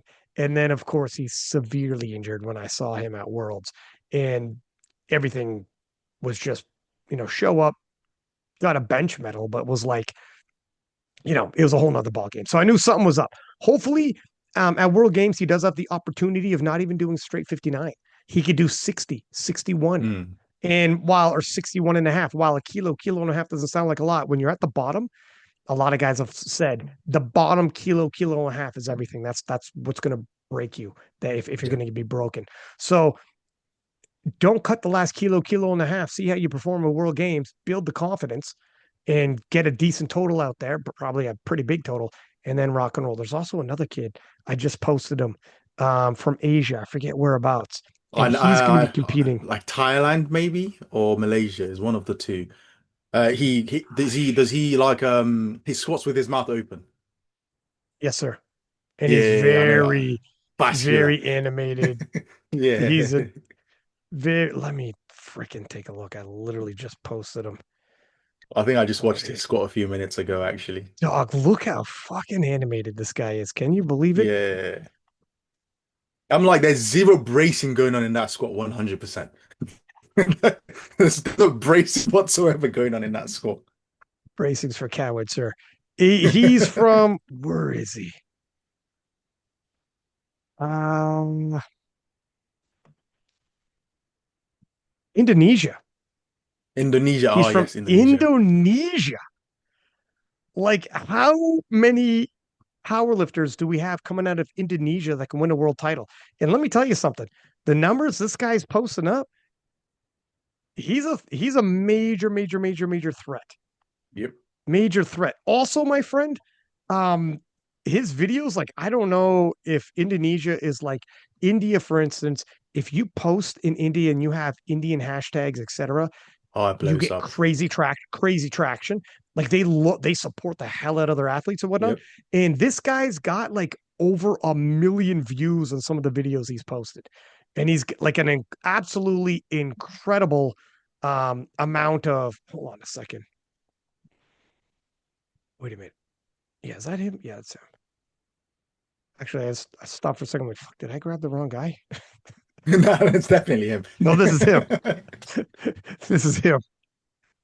Can you imagine? I say all this. I go, you know what? Kill everything I just said. I just, Oh, days. but, yeah, I'm interested in seeing what he does. And if we and we need people to emerge from different areas and different regions to help expand the sport. When you have, like, if he blows up and just murders it and has like over 1 million views, like he's got like 57,000 likes. Like, it's incredible how he's blowing up. Some markets, you don't understand how big that market could be for the sport, just because we never 100%. had somebody come through, because we never had a star come through. Yeah, one guy comes through charismatic, like this guy who's like singing and dancing in his videos and shit, blows up, and all of a sudden that market catches on and we're on fire. In Asia has been an untapped market for powerlifting. It The is. Asian And it's a massive, championships, yeah, it's a massive. massive market for weightlifting already because I was going to say Indonesians are very known for their weightlifters and they have phenomenal talent. But if you can, a lot of those guys will be phenomenal 66s, 74s, and also 57s. Mm. Yeah, you get, I mean, the Asian championships has the possibility to becoming like Euros. If those markets blow up like they could, and you're right, like from China to Japan to Indonesia, in terms of Olympic weightlifting, if we start getting some of those athletes, not all of them, but we start getting some of them, the Asian championships could be easily on par with American nationals, Europeans, and shit. If they blow up, man, it's good for us. Yeah. It's viewership for Worlds goes up, Sheffield, and all the rest of it. I'm interested in seeing what this kid does. And him and Kasim Sand both being from Asia in the 59 kilo class, this is good, man. Let's see these fellas battle it out. But let's see what they do. So, anyways, I think he's competing at Junior Worlds. So he Okay. might be breaking, he has a possibility of breaking the open world record, if it's on the table for him. I don't know how strong He's he a is, if that's, junior. I think he's a, somebody said he was competing super soon. I think he's a junior. I know What there's is the his name? Asian champs. Oh, I follow him, but I can't find his exact name now, right now. Um, I can find it in the background for you. But I think he might be doing the Asian championships instead. Is it Asians? Yeah, Asians is fairly coming up now. I thought Asians was in December. You've got the Asian, Pacific, and African men's classic powerlifting competition in Japan. So Yeah, that'll I think still this have is him. internet. As long as it's international, it'll be a world record, I think, Yeah, this right? is him. I'm not gonna try and I could give. He was born in 2001. Okay, no, he's in the open then. Yeah, he was born in 2001. I can share his profile with you, but I Dude, don't think he will be. he is incredibly jacked for a 59 as well. He is. I think the cut is going to be an aggressive one. You think so? Yeah, I think the Depends cut how will be. tall he is. Yeah, true. I don't know, man. It's We're just doing a crazy the amount of a like, deep, deep dive on this guy. dude, let's yeah. Man, it's crazy. Some of his he's got posts with like 30,000 likes. Like, it's some of his likes are like normal size and like 1,000 likes. Some of them are like 30,000 likes. Some of them are, yeah, like the post here, Yeah, I 500. found Some it. of them are 5,000. It's crazy.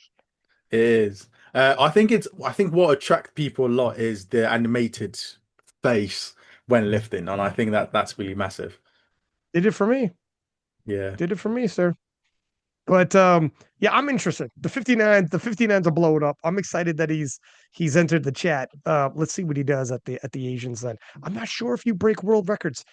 Um, if it's the Asian Championships or Asian Pacific one that you're referring to. I'm gonna pull up the calendar right now, real quick. Anyways, hold on a second here. Because okay, Asian Masters and Open Classic and Equipped Powerlifting Championships in December in Turkey. The one No, you're so the talking what about, is in Japan, Japan. So 6th to the 13th of July. um, sixth Asian African Pacific Powerlifting and Bench Press Championships Classic and Equipped. Yeah, my lady friend's competing at this one. This is also Mm, on the IPF calendar. So I think that means it's IPF. I think approved. you could break world records there. Interesting. So they're both Asian championships. Just this one's just not. This one's not just the pure. This is the Pacific region one. You know what? Whatever. I like it. I like having big events in these emerging markets, man. You gotta stretch the sport as much as you can and make a push. It's already huge in certain markets, but there's untapped talent that we need to make a push for. Yep. All right. So for me, the biggest surprise for me was actually Anatoly bombing.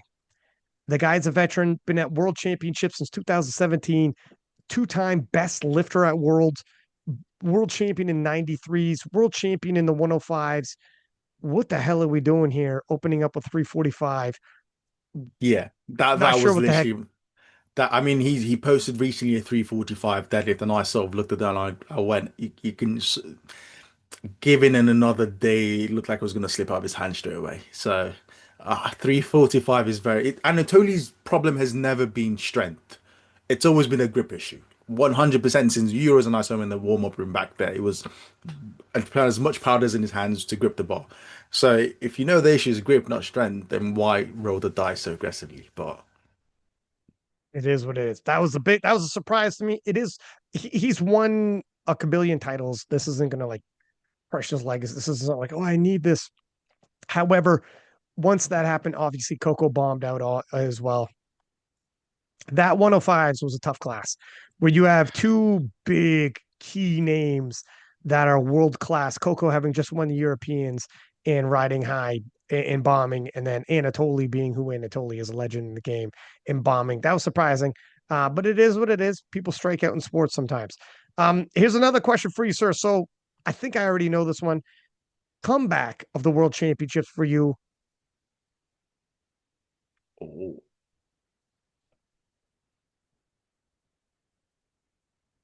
it has to be in the 93 kilo class. For comeback? Between, yeah. Oh, comeback. Comeback. Yeah, in the 90, Emil Krastev. Uh, one thing I noticed that was very interesting, and we all noticed this. We were sat at a table. If you look at Emil Krastev's powerlifting, open powerlifting, he's literally just 3-3-2-2-3-2-4-2-3. This is the first meet on open powerlifting he's ever won. What? Yes, this is the first one he's ever had Okay. next to his So name. let's say he's the emerging star then, Yeah, because that's what comeback. I was saying Heather Connor because she came back from yeah. 2019 to win Also, in terms of we're comeback. giving Heather But Connor so many titles at this point. I know. That's why I'm like, fuck. I think this is gonna be the Heather Connor podcast and some kid from Indonesia. But, um, but I think you 100% in terms of like a coming out party who just like, hey, I'm here now. I've emerged. I finally have realized my potential. For sure, it's probably Emil Krastev. Uh, I mean, I can't believe is that really a fact? He wasn't even winning at the local level, I don't think he's ever done a, a local meet. or it didn't hit his open powerlifting anyways. But let me see this. Also, talking about Emil Norling in the 105s, finally coming back, having a PR performance after so many years, looked like his total had dipped. Well, his total had dipped. Yeah. Holy shit, you're right. He won once in Bulgaria bench press nationals in 2023. Everything else, he he didn't win. It Yeah. must just be his local level meets. They weren't being posted, I guess. But what a freaking funny. Wow. That's pretty wild. Good catch on you, dude. You know your stats. But That's yeah, he good. freaking good for him for finally emerging. But that 93s is a freaking Shark Tank, if ever there was one. And how did you feeling about Russ entering the chat? Oh, uh, I think Ross entering the class just forces everyone to elevate even more. Um, we've all seen that massive three. I've been following his YouTube. I've always been a Ross fanboy since the Get Better Socks days. So Mm. I've been here since the beginning. Um, I think he looks good. Now, the only problem is it's always been one of those ones is I think we're moving from the conversation of Ross does as big totals in the gym, but it's never as massive on the platform because of the cut and everything else involved. And now he truly has the potential to, I don't think we're going to see a full Ross. If anything, we're just going to see a bloated Ross on the platform in the sense of really considering Ross can sit at 90 kilos, 89, and cut to 83 and be so refined to see the true potential of Russ. You're talking about Russ sitting at 99, 100 kilos and then cutting into 93, and then you see the full monster that he is. So this really is just Russ without cutting into the 83s. And the last time he did that was in the Korean meet where he put up that massive 890 kilo total or 895 or Mhm. whatever it was. Um, I think we're potentially going to see a total in the 900s. Now the question is it going to be a 930 deadlift? I don't know. A 930 total? I don't know. But I think it's definitely going to be a total that scares the living shit out of the 93s, 100%. So this is what I was saying on the Taylor Atwood podcast. I haven't dropped it yet, but I just recorded it yesterday, and I was saying the exact same thing where I think Russ, you'll see a bump in his total. He's a larger human being, but he's not at his full 93 where he's going to be. This isn't going to be the full Russ. The full Russ is going to be probably at next US Nationals in 2026. Then he'll Yeah. be an actual 93. Now we'll see what we're really, really playing with. Because he didn't even decide to go 93. He was still doing World Games until like not that long ago, a And then it couple started to months. cut up. Yeah. Yeah. And so 2 months isn't enough time. Like, I think to your point about more a bloated version, whereas like he's not cutting, but you're not throwing on heaps of muscle mass in 2 months. It'll No. take a good 8 months of eating more calories, smashing weights, hitting all your accessories. And then for sure, you're going to start filling out even more. He'll be filled out because he won't have to cut, but it's only been like 2 months because it wasn't that long ago he was still doing world games. So Yeah. and I think he's capable of 900 and up. Exactly where 900 and up, I think his target, if he's capable, is the world record and try to go to Sheffield. If he can go Okay. to North Americans, break the world record, and then be like, would you like to see me at Sheffield against these fellas in the 93s? And everyone's gonna be like, yes, right? Like, that's a fucking lootly. That would be awesome. So I think that's his target, which is 920. Could he do 920? I think me and Taylor were doing the math if he hits certain numbers, but it depends, right? But either way, even if he does 920 now, by the time Sheffield rolls around, I'm telling everybody he's going to be much, much bigger and stronger. I don't got to tell you, you moved up. You know what it's like to like be like get Yeah. Yeah. Yeah. Yeah. take some time.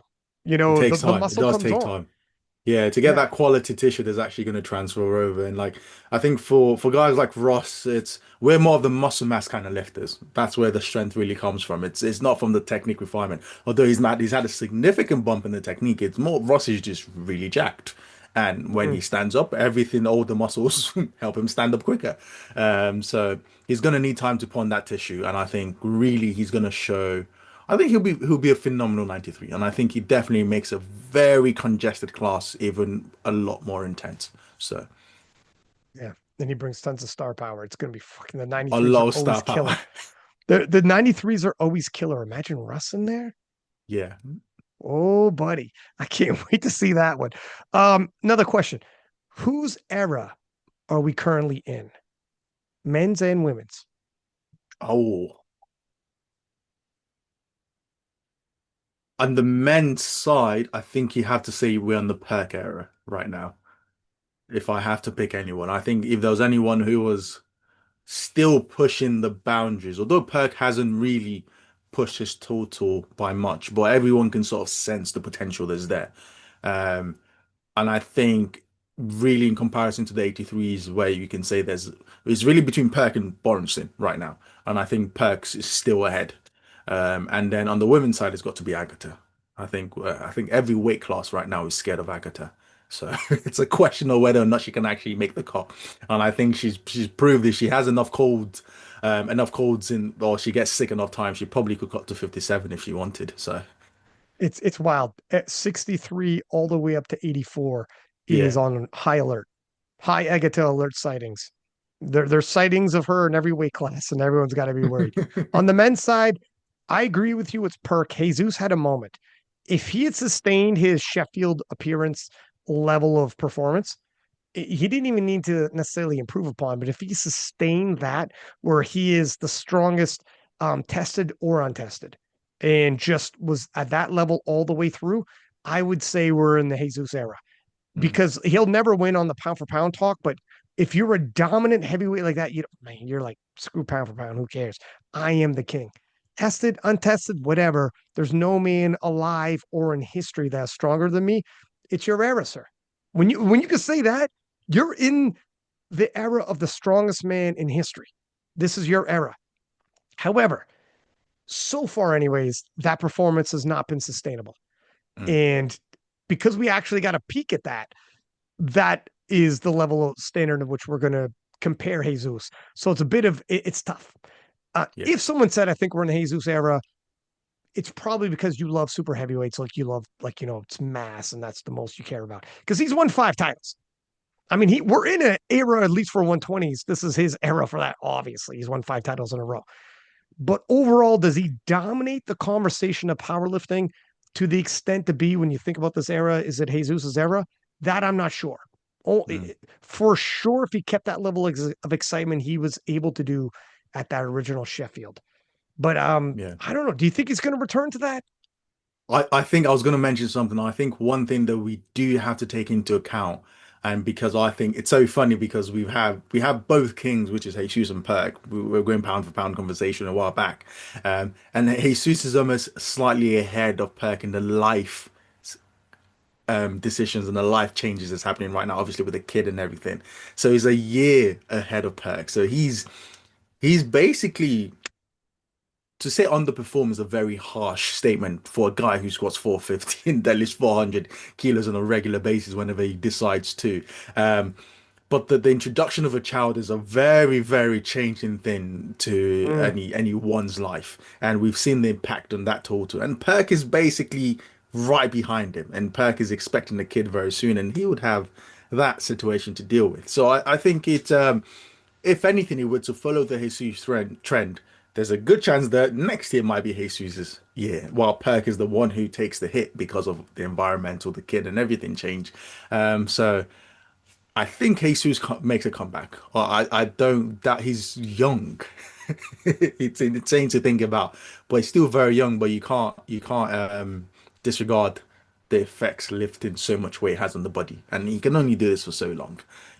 So it'll be very interesting to see what happens.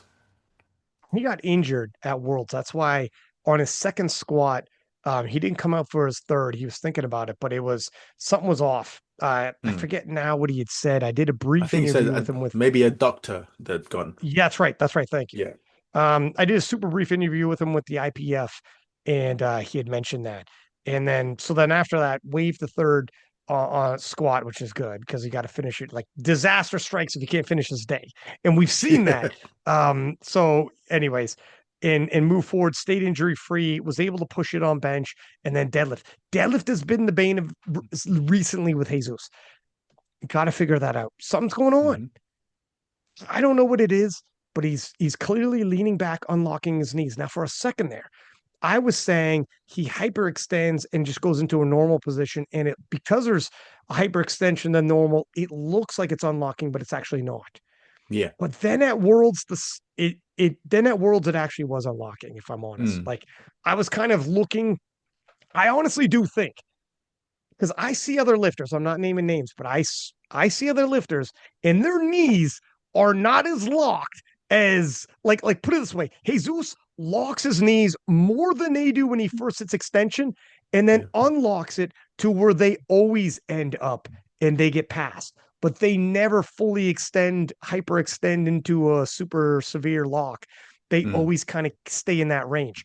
If Jesus always just stayed in that range, like his finishing range on some of his pulls I see in the gym, nobody would say anything anyways. You couldn't notice the difference. It's that minute. But because he extremely locks and then slightly unlocks, and you can't help but have seen the contrast of the two, it's easy to be like, well, yeah, I just watched you, bro. You Yeah. unlocked. Like, but I pose to you, It's a harsh one. if he, it's, yeah, but I pose to you for some of those in the gym, if he only stayed in that one slightly unlocked, I swear to God, everybody looks like so many lifters look like that at the top of their deads all the time. And it's totally fine. It's good enough. You could barely tell the difference. It's just they just end up there and they stay there. And that's, yeah, okay, sure. Give them the down command. We're all good here. It happens all the time. If you look at videos, there are tons of videos of lifters where I'm like, ah, I guess that is locked. I guess that does pass. It's good enough. So do you agree with that statement, by the way? Or am I talking crazy? I think so, but it's one of those ones where you when I think truly what happens is you complete the pull and then you're trying to set your shoulders. That's all he's really trying to do. He's trying to pull his shoulders into position and then complete the lift entirely. Um, and when you're such a big heavy guy, your body does what it wants to do. That's the honest truth. You're so massive, and the weight you're holding it's so heavy that your body's just gonna do what it wants to do at that end of the way. Because when he's deadlifting 370 kilos, he has no problem at all. But as soon as he starts to approach that 400 kilo range and above, Mm, then you start to see the locking and unlocking motion happening. And you might be correct where if he, funny enough, goes for a soft lockout from the get-go, and then just refines that until it's rather than locking and unlocking, just find a position where you can lock out and stay in that instead. That might be better for him. But it's I don't Jesus, only Jesus can know what it feels like to mm, experience that deadlift. And sometimes it might feel like to him he can't he feels like he's locking out. His body's just doing something else and he can't control it because your joints will do what they want to do. That's it. mm. But I think he'll figure it out. I think, and maybe it might just be a case of trading off the body weight for squat versus deadlift, because that's one thing they always see with the big boys. Yeah, it's difficult. It's certainly something's got to be done. If he figures that out, everybody's got to watch out. He's right back at it. 100%. That's Yeah. that's just the one piece. His bench, his squat, totally fine. It's all he's got to do is get that freaking dead sorted, which is easier said than done. But they got to figure it out because it's been plaguing him for too long. And Yeah. Yeah. while I started convincing myself of everything I just said about his prep and when I seen his deads, come the day of, it was far more prominent the unlocking and became an issue right up until like second thirds. Like it was an issue, Yeah. and he would have been vulnerable. Interesting enough. Now there's no heavyweights to push him. If he had a rival, that was the day. If he had a close enough rival, if Timur never lost his body weight and Timur had always stayed gaining as a 120 plus, full steam ahead, that would have been Timur's opportunity to catch him when he's injured, dealing with trying to clean up a deadlift lockout situation. He's kind of in a transition with his deadlift, and oops, he's got injured on squat, and it's like, fuck, I'm vulnerable right now. However, this is how errors are built when Yeah. you win, even when you're not at 100%. Like he's just collecting world titles, even if he's not at 100%. Yeah. I was even going to say for Tima's also got Tima's problem is not as aggressive as Jesus's, but Tima's also got a slightly soft lockout. But like you said, Tima doesn't lock out and then return and lock. Timo sort of Yeah. just stays soft sometimes, to be honest with you. It makes you Um, second guess. Yeah, you're like, is he yeah, locked? it Is he does. not? Yeah, it That's does. all you need.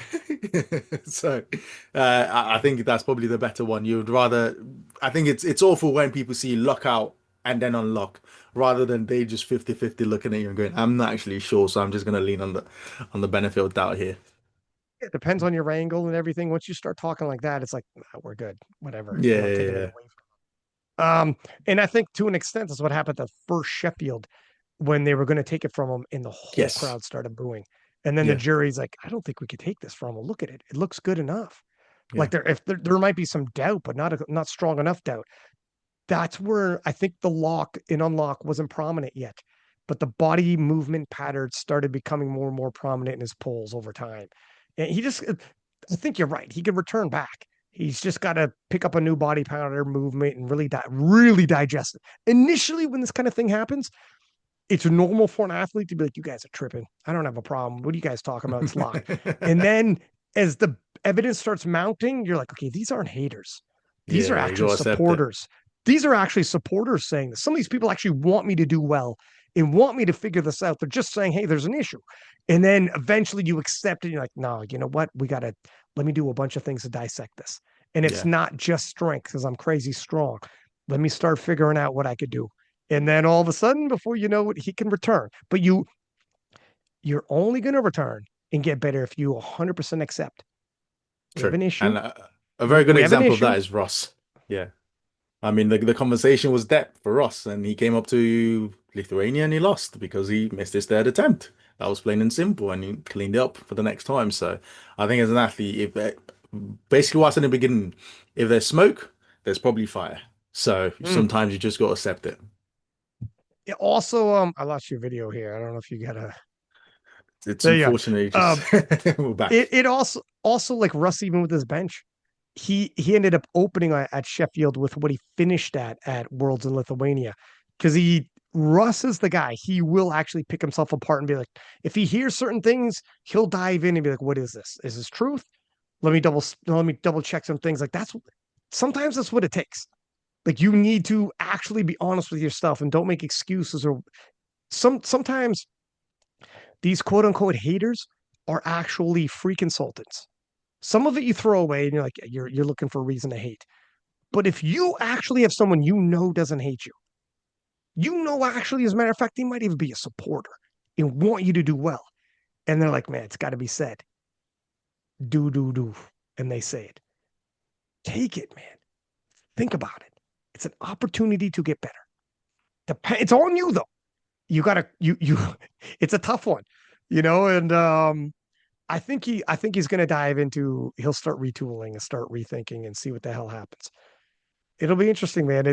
This is the tough conundrums when you're in the Jesus situation. We're like, we got something we got to prick, we got something we got to fix, and in an Amanda Lawrence situation where it's like, fuck, I got Agata coming, and Amanda Lawrence is like one of the most dominant athletes the sport has ever seen, and again, I think she's got nothing to. Uh, it doesn't matter if Agata wins or Amanda Lawrence wins. Amanda Lawrence is an all-time great. Don't worry Yeah. about that. Don't worry about that, Amanda. This is one of the best, most hype showdowns when it finally happens. We're all going to be crazy hyped for it. Don't put pressure on yourself like that. But you got to take a look. What's going on here? What do I have to do to start throwing on some kilos? Because I think I might now. I think I might need some kilos here I and need there. those. I I need those kilos. I need to start getting some kilos. We can't keep doing 640 something. I think we got it for real. And this is where you need to get honest. These aren't Yeah. haters. Again, these aren't haters. These aren't people applying pressure just to apply pressure. These aren't people being mean. These are fans who are just recognizing, being honest, saying, and that's what makes it tough is when it's honest coming from someone you respect and you're like, fuck, it might be the truth. Your initial reaction is, oh, fuck that. What are they? They're talking crazy because whatever. But then in your heart of hearts, you're like, is it true? And it's like, you might need some kilos. You got to figure something out here. You It's know, a, yeah, it's a hard thing to it's a hard place to be though, because when you're winning and you're the strongest there is in your weight class or in the world ever, uh, there is a certain level of ego that comes with that naturally. And it takes something like, because what I always try and think about it, you look at the guys who are later in the career, Heather Connor, she was the person at the top. And then at some point they had to sit down and go, this is not working. Because I think sometimes you need to lose. And when you've lost, it gives you that motivation to go, mm, yeah, let's strip everything apart. It's much harder to strip everything apart when you're winning and you're dominant, because at the end of the day, you still have the gold medal. It's like it's the famous saying for all the boxers and when all the fighters get rich. If I lose a fight, I'm going to sleep in a 100,000 bed, and I've got champagne and everything in the corner. The hunger is not there anymore. So sometimes you need to lose for that hunger to come back.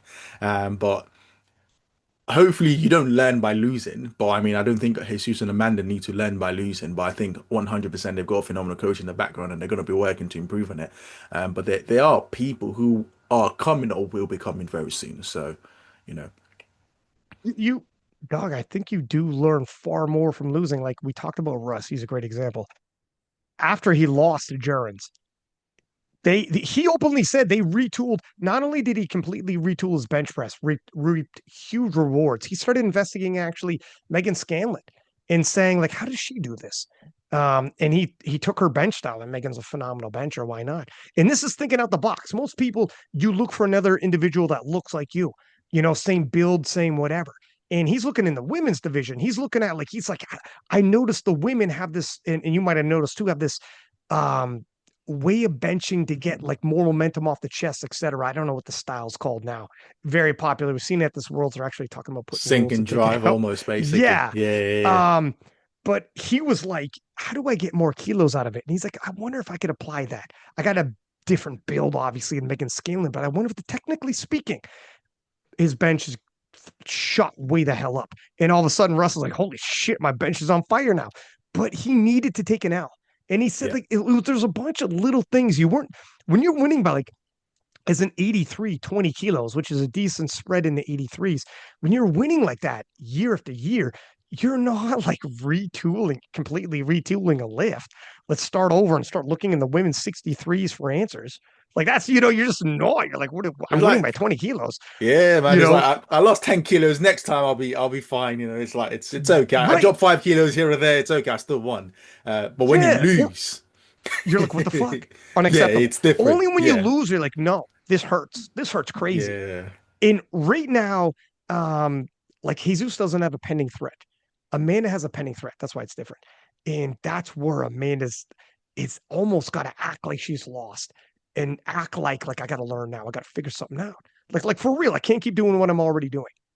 I got to go into a Russ mode of you got to shake some things up, whatever it is. I don't know. And But Agata is not hit. that's gonna go against everything Amanda stands for because you're basically telling her to envision losing, and she spent the last 6, 7 years not thinking about losing ever. So it's probably one of I don't know how they're gonna do it. I think if she goes and meets some sports psychiatrist and they convince her that she's gonna lose, maybe that's what gets the But motor ticket. it's interesting, isn't it? It's very Yeah. interesting. And she's young as hell. She's still in her 20s. And she's a freaking lion. I don't know. Hopefully her total starts coming around. Like, I don't think she's capped out physically. No, I no don't know. lift is capped out physically. No.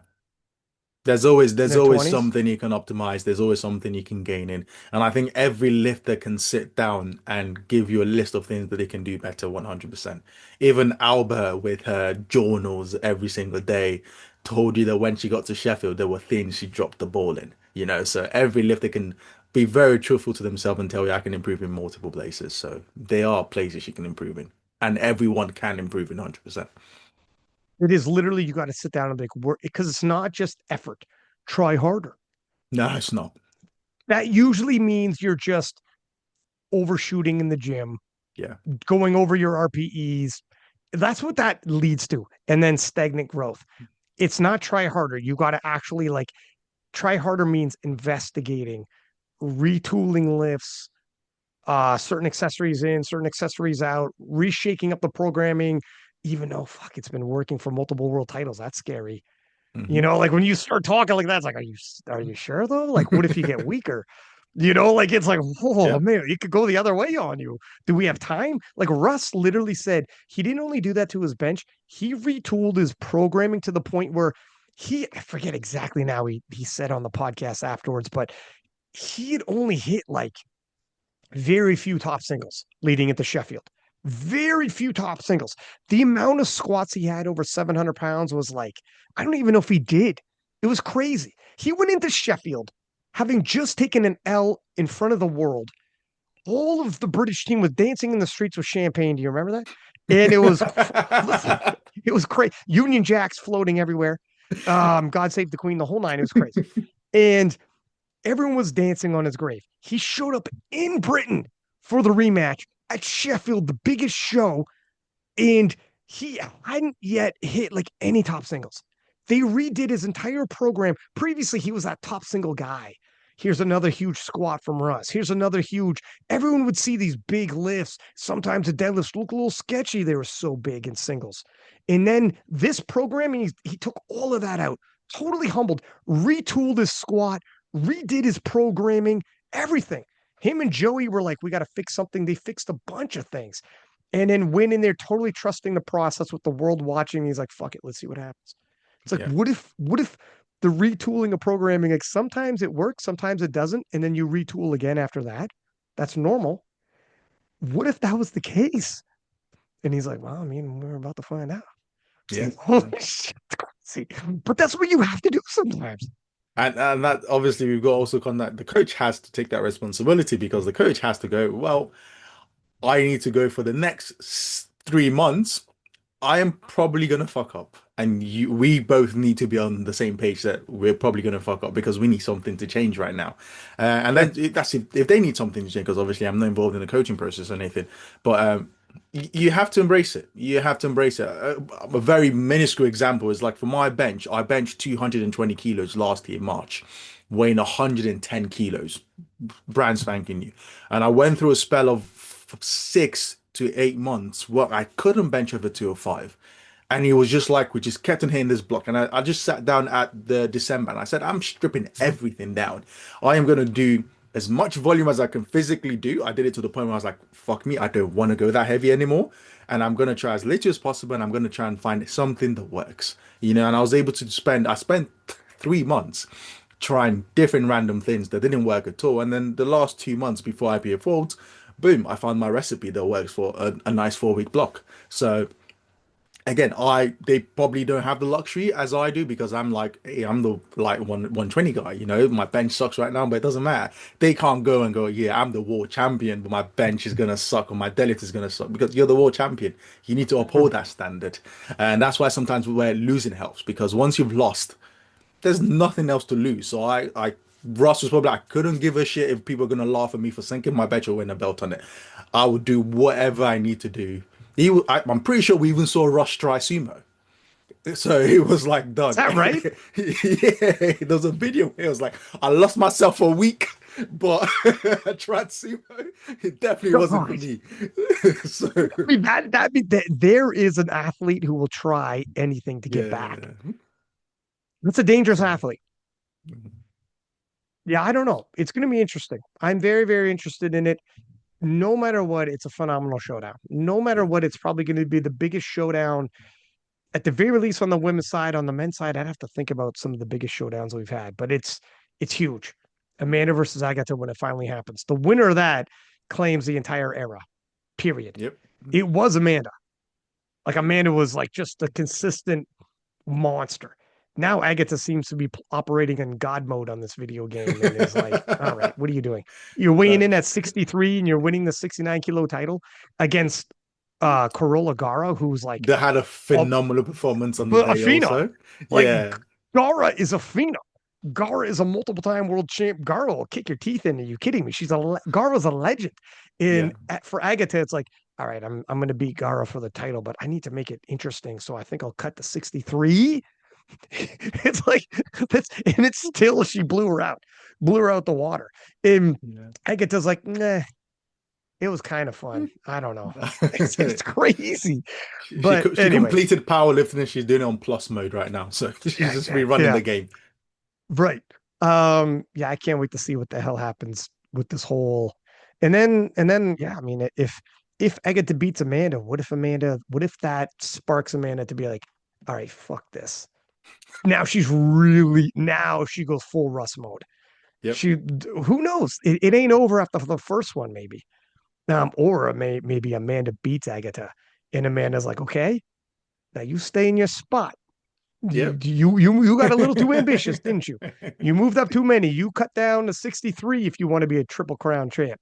You're not But it moving up to 83. depends on how the if it's a case of Agata lost the final deadlift to win, it's a very different conversation to a manager straight up going, I won on my first attempt. Like we never had this conversation in the first place. So She says it like that. With all due respect, this conversation was over a couple sentences in, huh? We were just, it wasn't, with all due respect. I oh humored you as long as I could. um, okay. Who do you think was the breakthrough performance of the world championships to you? I think oh breakthrough Alba. I think Alba is a good shout. I think considering her performance from Sheffield to basically staying within range the whole time and just executing on the platform. I think it's just, I mean, also she's fresh out of the juniors and also Yep. too, so fresh out of the juniors, went to Sheffield, had a not an amazing performance, and then rebounded and come to be an open world champion within her first year in the open. I think you got to give it to her. That's one hell of a breakout. Good choice. I'm going to go with Anthony McNaughton, who Oh yeah, this year, who did, I but if we, personally didn't pick him because he out to the 120. So that's that's just a right. personal That's right. vendetta. That's right. Cleanse them from your memory, sir. Cleanse them from your memory. But what a freaking he's more understated as a person than Bobb. Like Bobb is far more grandiose. Well, I mean, historically, I don't know what the hell's going on with Bobb recently. Maybe he's posting on YouTube. I don't watch a lot of content on Nah, YouTube for nothing. powerlifting. He Nothing. hasn't. He's basically gone off social media. I Bro, what the see him. fuck is going on? He's active though. So I see because Instagram does this weird little thing where if you have friends or people you follow like videos and stuff, you see the activity. So he is active, and I think he's watching. What is But happening? he's just in the dungeon. I think he's just gone. It's Rondel and Rondel only. So I come out when I'm ready to face Rondel, which is the most insane thing ever. I got to message Bobb and get him on the podcast because I've had a couple people now jump in my DMs and be like, dude, Bobb is starting to scare me. He's going like Chance Mitchell and we ain't never going to see him again. Like, what the hell's going on with Bobb? And I'm like, I have no idea. Um, but, anyways, uh, so previously, Bobb was far more outspoken. Anthony, not as much. So Anthony isn't getting quite all the attention. Like Bobb's classic line, "Don't get clapped by a 105," became legendary. Now everyone Yeah, uses it like whatever, and it was awesome. But Bobb is that guy. He was making videos, like his videos are phenomenal. Even when he's calling out Rondel, Rondel's coming back, and the whole nine. Like Bobb's a personality, whereas yeah. Anthony is like he's not doing stuff like that. He's far more mild mannered the way he carries himself. Phenomenal story though. I don't know if you listened to his podcast on Kingless when we were in studio after Worlds after he won. He's got a really good background story and really good story there. Anyways, he freaking is a phenom with the numbers he's doing as a 105. He's just as talented as Bobb, which is crazy to say because Bobb's ultimately talented. Yeah, So Anthony McNaughton, I think, breakthrough star. Let's see what the hell he does. I'm really excited for him. Uh, yeah. how about I also was gonna say, friggin', it's really weird that Penna and Leah weren't at this World Championships. Really weird for me because I'm so used to seeing them like every Worlds forever.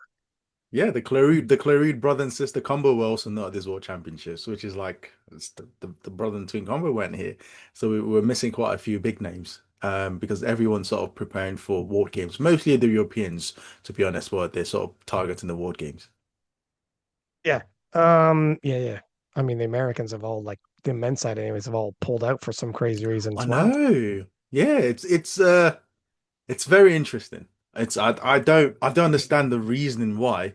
But I'm not complaining because it means GB will be potentially taking the most medals. So Oh, they're just. we get a I win. mean, it's wild. Americans are pulling out without. Some of them are pulling out without really like reasons. Like, why Yeah. did you pull out?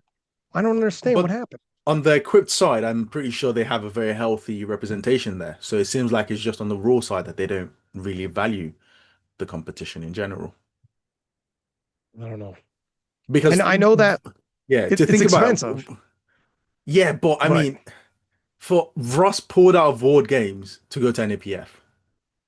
And when you hear that statement, if you heard a high level athlete pulled out of World Games to go to a regional level meet, you're sort of like, surely they should work around the other way by like a massive mile. Like you should be pulling out of NAPF to go to World Games. But it just for some reason there's no one recognizes or respects the value of the meat on that side. So it's an Yeah. interesting one. I know with Russ, it's slightly different because he wants to target 93s. At World Games, the way they mesh the two He weight wouldn't be classes able to together, go over. that's Yeah. right. And the way NAPFs, he could break a world record, possibly go to Sheffield as a Mm. 93. So he's like, fuck, you know what? Pathway wise, and even if he doesn't go to Sheffield, because it's not just because you break the world record doesn't mean you go to Sheffield. For him to be able to raise his hand and be like, I was the 83 kilo goat. I moved up a weight class and I broke the 93 kilo world record. That's huge. Even if he That's does huge. never wins the world title at 93, to break the world record of weight class up is huge. So he's Yeah. probably looking at it like that, like I'm done with the 83s. That's behind me. Mentally, I've turned the corner on it. But I do know what you mean, where it is wild how many people have pulled out and are just Yeah. like, I'm done. I'm not doing world games. It's some people just have pulled out and I can't even full on get a full answer on why. Yeah. I think even Bob was supposed to be targeting this for that's the reason why he didn't even go to PA Nats. And then 93 lifter also pulled out. Petrie. Petrie, I don't know why either. It's a bit confusing, but yeah. dog, I wouldn't miss it if it was like me. I mean, look, and you look at Petrie, he's got a meat grinder of 93s to get through. Enter Hmm. Russ now at US Nationals. He's got Yeah. Keiko, he's got Russ, like all the 93s. It's got If Gavin, Pete, he's got I mean also Gavin yeah, and it's a like long like list. Yeah. Meech, there's like a crazy list of them. For Petrie, it's this you got world games already solidified, you already earned your way. You could easily look at this and be like, who knows how many international events you got in your career to say no to this one. If you only have two or three, you're saying no to one of two or three. You know what I mean? Like you don't know. Nothing's promised. There are nothing but killers around you. Hmm. So it's a big move. It's not small. Now I haven't asked him. Maybe he's got some serious reasons why not. I mean, you never know what's going on with people's lives, right? But nevertheless, quick question for you. So I was listening to Tom Aspinall in UFC was talking about because John Jones had finally retired, Yeah. and they were saying, asking Tom Aspinall's opinion, like for anyone listening, Tom Aspinall became heavyweight champ because John Jones retired, and they're like, "Do you think John Jones is the goat?" And Tom Aspinall said, "I don't think John Jones is the goat because I don't think a goat in a sport can be somebody with a PED infraction. Yeah. He's If you've been massive on that. suspended, He's yeah. massive on that. If you've been Yeah. suspended, you can't be the goat. You can't be the goat of the sport. What are your thoughts on that in terms of powerlifting? I think what's very good to highlight the way Tom Aspinall brought it up because he was talking. I follow him on the UFC. I love the fact that he quoted years ago, "I will retire John Jones," which was just the Right. most insane thing. And he actually came to truth. But I think what he said was in the sport of UFC, where your goal is to physically inflict damage on the other person, and you using PEDs means not only have you chosen that I'm gonna injure this person, I'm also gonna use additional supplementation to make sure that my damage is even more than normal, which can Mm. also end someone career. So it's sort of like you're really the bottom of the barrel to try and do that, and I think that invalidates your claim to be a goat. And I think the same should also apply in powerlifting because I know we've had a few failures that have been due to pre-workout and things like that, and then some people might show leniency on that side. But well and truly as an athlete, and I think a lot of us need to accept the fact that the high level athletes are in a position and where they can be fully sponsored in terms of nutrition and supplementation. So it's up to you to make sure that you're putting the right thing in your body, and it's a black mark because what you've done is you invalidated all your hard work over the years. And it doesn't matter what the storyline is, that mark is always there. And if we're ever going to mention a GOAT in the sport, a GOAT is someone that people should aspire to and look up to. And unfortunately, to be a GOAT means you need to be the person who is Mr. Perfect. Your career should be as clean as possible. It should obviously have some ups and downs, but that's in your competition sense, not necessarily in the life sense of you going to jail and coming back and saying that's your journey. You know, sure, people can learn from it, but if young people, if it's a story that young people are going to come and aspire and look up to you, now no one's perfect, but if we're going to pick a goat of the sport, aka we're picking somebody who represents the sport, it can't be someone who's failed with PEDs. And I think, unfortunately, when you have a failure against a name, as much as there's evidence against it, we don't know the situation. And we just get a paper that says failed. And that's it. So, yeah, I think if you've had a PED against your name, unfortunately, that takes you off the GOAT list. Well, this is where, for the longest time, people were saying Ed Cohen is the GOAT powerlifting, Yeah, and he's failed like multiple drug tests. Like this is an awkward conversation. yeah. Mostly people in Because, the yeah, untested say Ed Cohen is the GOAT, but it is an awkward conversation. It's like, this is awkward. It no, feels awkward. because you cheated. I know whether there's any storyline you want to do, you walked around an expert and someone slipped something, I don't know. But on paper, you've come into a competition and they found something in the system which shouldn't be there, and it's a performance enhancing drug. So you cheated. You can't claim to be the best. Yeah, you had to cheat to be the best, unfortunately. So it is what it is. Mm. Now, in terms of the untested, do you watch untested powerlifting? To be honest with you, my interest in intensive powerlifting has dropped. And I don't know if that's happening for everyone else. Frankly It is. speaking, because it's not sustainable. And one thing I've noticed, and we had a good friend here in the UK, Dave, who's also done untested, phenomenal deadlifter. The lifetime of an untested powerlifter, frankly speaking, is maybe 2 to 3 years in terms of at the peak of the career, and then something always breaks or something always gets injured. So it feels like you're watching a sport where, to be honest with you, I'm sort of just waiting for who gets injured first. And then the dropout rate for meets is always massive. Everyone seems to be in their own little world. And then there's so many social media influencers now, all Mm. doing the deadlift bar, all breaking the world all-time PR record in their gym. And I'm like, to be honest with you, I don't even care anymore. So it's like I'll just rather focus on a side there where I know I can watch a lifter's career for the next 8 years and see how they progress, rather than watching some random guy come out from nowhere in Russia or South Africa, and then he's breaking the all-time record, and then that's it. It's never been more divide, I feel like, anyways, than right now between untested and tested. There Yeah, was a time when, not too long ago, like 2019 range, maybe. So I guess time is starting to slip on us. But if you followed powerlifting, you knew who was in the test. Like you knew the biggest untested, you knew the biggest tested. We all knew each other to an yeah, extent, at least. To an extent, at least.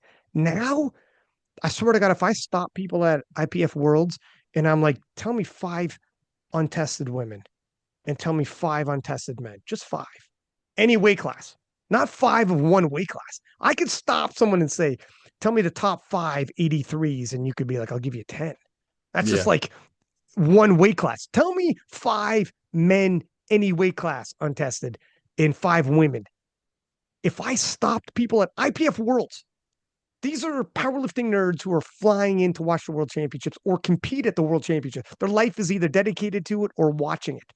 And if mm, I stopped people, how many people could pass that test if I'm saying give me 5 and 5? none. Very few. The Yeah, divide is wild right now.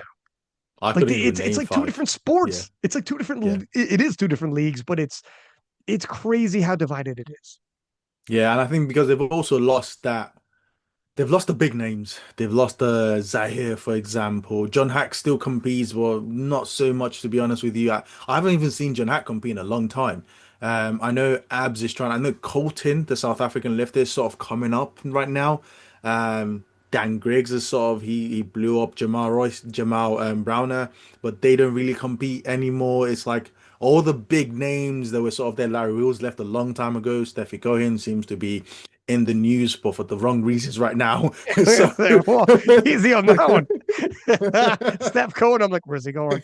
Everyone listening is like, this will be, But yeah. yeah, it's a weird time on the untested side, to be honest with you. I don't know. How do you bring it back? Do you think? Is there bringing it back? I think there is, and I think it's very weird. But to be honest with you, I think untested powerlifting has become social media powerlifting. That's really what it's turned into. It's you have a lot of random people now. Big boy Blake, for example, he's blown up a massive social media following from his bench press. He, frankly speaking, has really never competed in Mm. untested powerlifting. He has such a, if you compare his following to Julius Maddox, for example, and Julius Maddox really doesn't bench press that much, or he's more like a social media guy now. It doesn't really compete. You have like some guy called Tyson Ryder, whatever his name is, who does like massive pull sumo with the bendy bars. You have phenomenal squatters, but everyone's sort of turned into a one lift social media person because that's currently what's blowing up the social media. And no one's truly saying, hey, we have all Untested has stars, but all the stars on social media. And no one's going, okay, I have these random guys. There are loads of obviously a lot, unfortunately, a lot of junior lifters who are blasting all sort of things in the systems and lifting a ton of weight online. But no one's sort of going to all these guys and going, hey, you're all strong, you're all social media strong, bring all these big names into a meet. So if you reached out to all these big names, Big Boy Blake, you got all the freakish kids that are blowing up on TikTok and social media and said, hey, this is an invite meet. Your social media lifters, come to this and make a name for yourself. I think the pull those guys have on social media will just reawaken the untested side. I think that's if they really wanted to do it, they need to get people off social media and actually in competitions. 100% agree. That's what it is like Colton, for instance. He actually Colton Engelbrecht, hopefully I'm pronouncing his name right.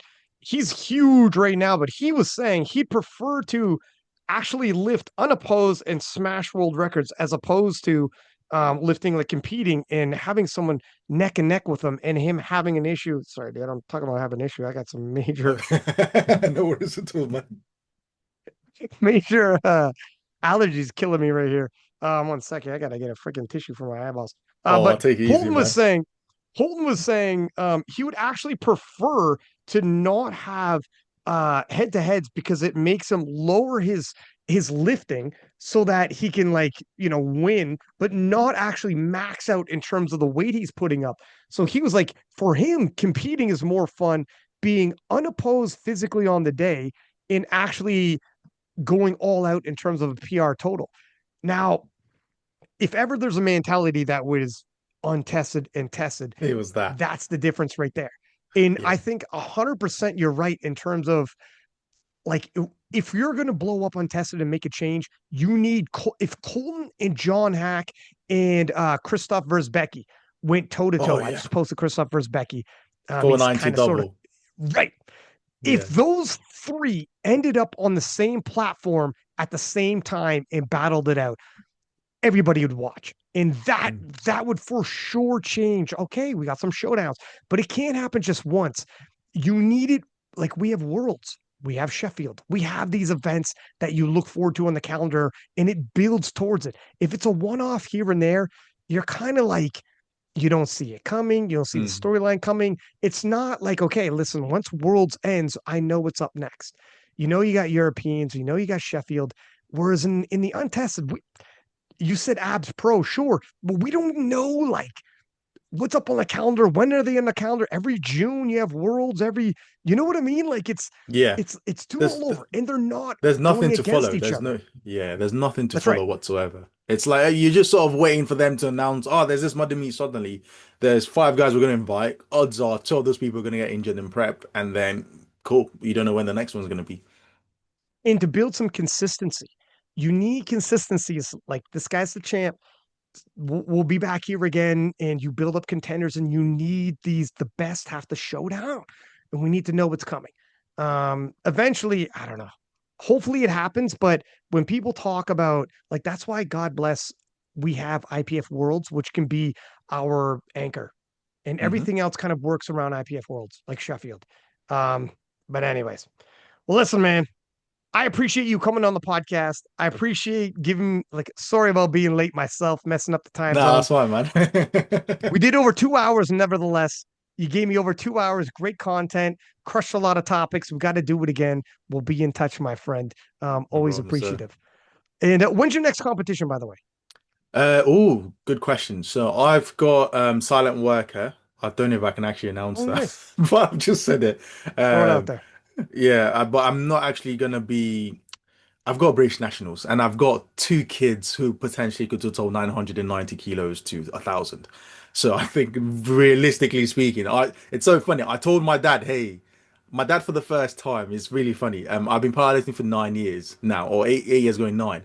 My dad has never cared about powerlifting whatsoever. He said, "Oh, that's cool whatsoever," but it's always like, "When are you gonna get married or when are you gonna start a business?" But for the first time, it was like, "Oh, tell me when the next IPA Awards will be and what the location is." And I said, "Oh, yeah, it's gonna Really? be in Dubai." And it's like, "Okay, cool. Let me know, and then I'll book a hotel and come." So I'm like, "Okay, well, that's the first ever time he's ever showed any interest." So my goal is to be at IPA Falls next year. Now, if it happens or not, I will do my best to make sure it does. But I've got some phenomenal talent in the UK that I need to contend with. So my focus is obviously making it back on that platform. Yeah, you're like, Dad, you fucking came at the wrong time, huh? I Where you know it's been? like Not like, where you been, man? it's like, oh, God. whatever college that came up from with those two kids, can we just can we just go Yeah, back? exactly. Dad, world freak. Yeah, no. Anyways, all right, buddy. Well, good luck with everything. And until next time, for everybody listening, six pack Lapadat, six up, and we are out.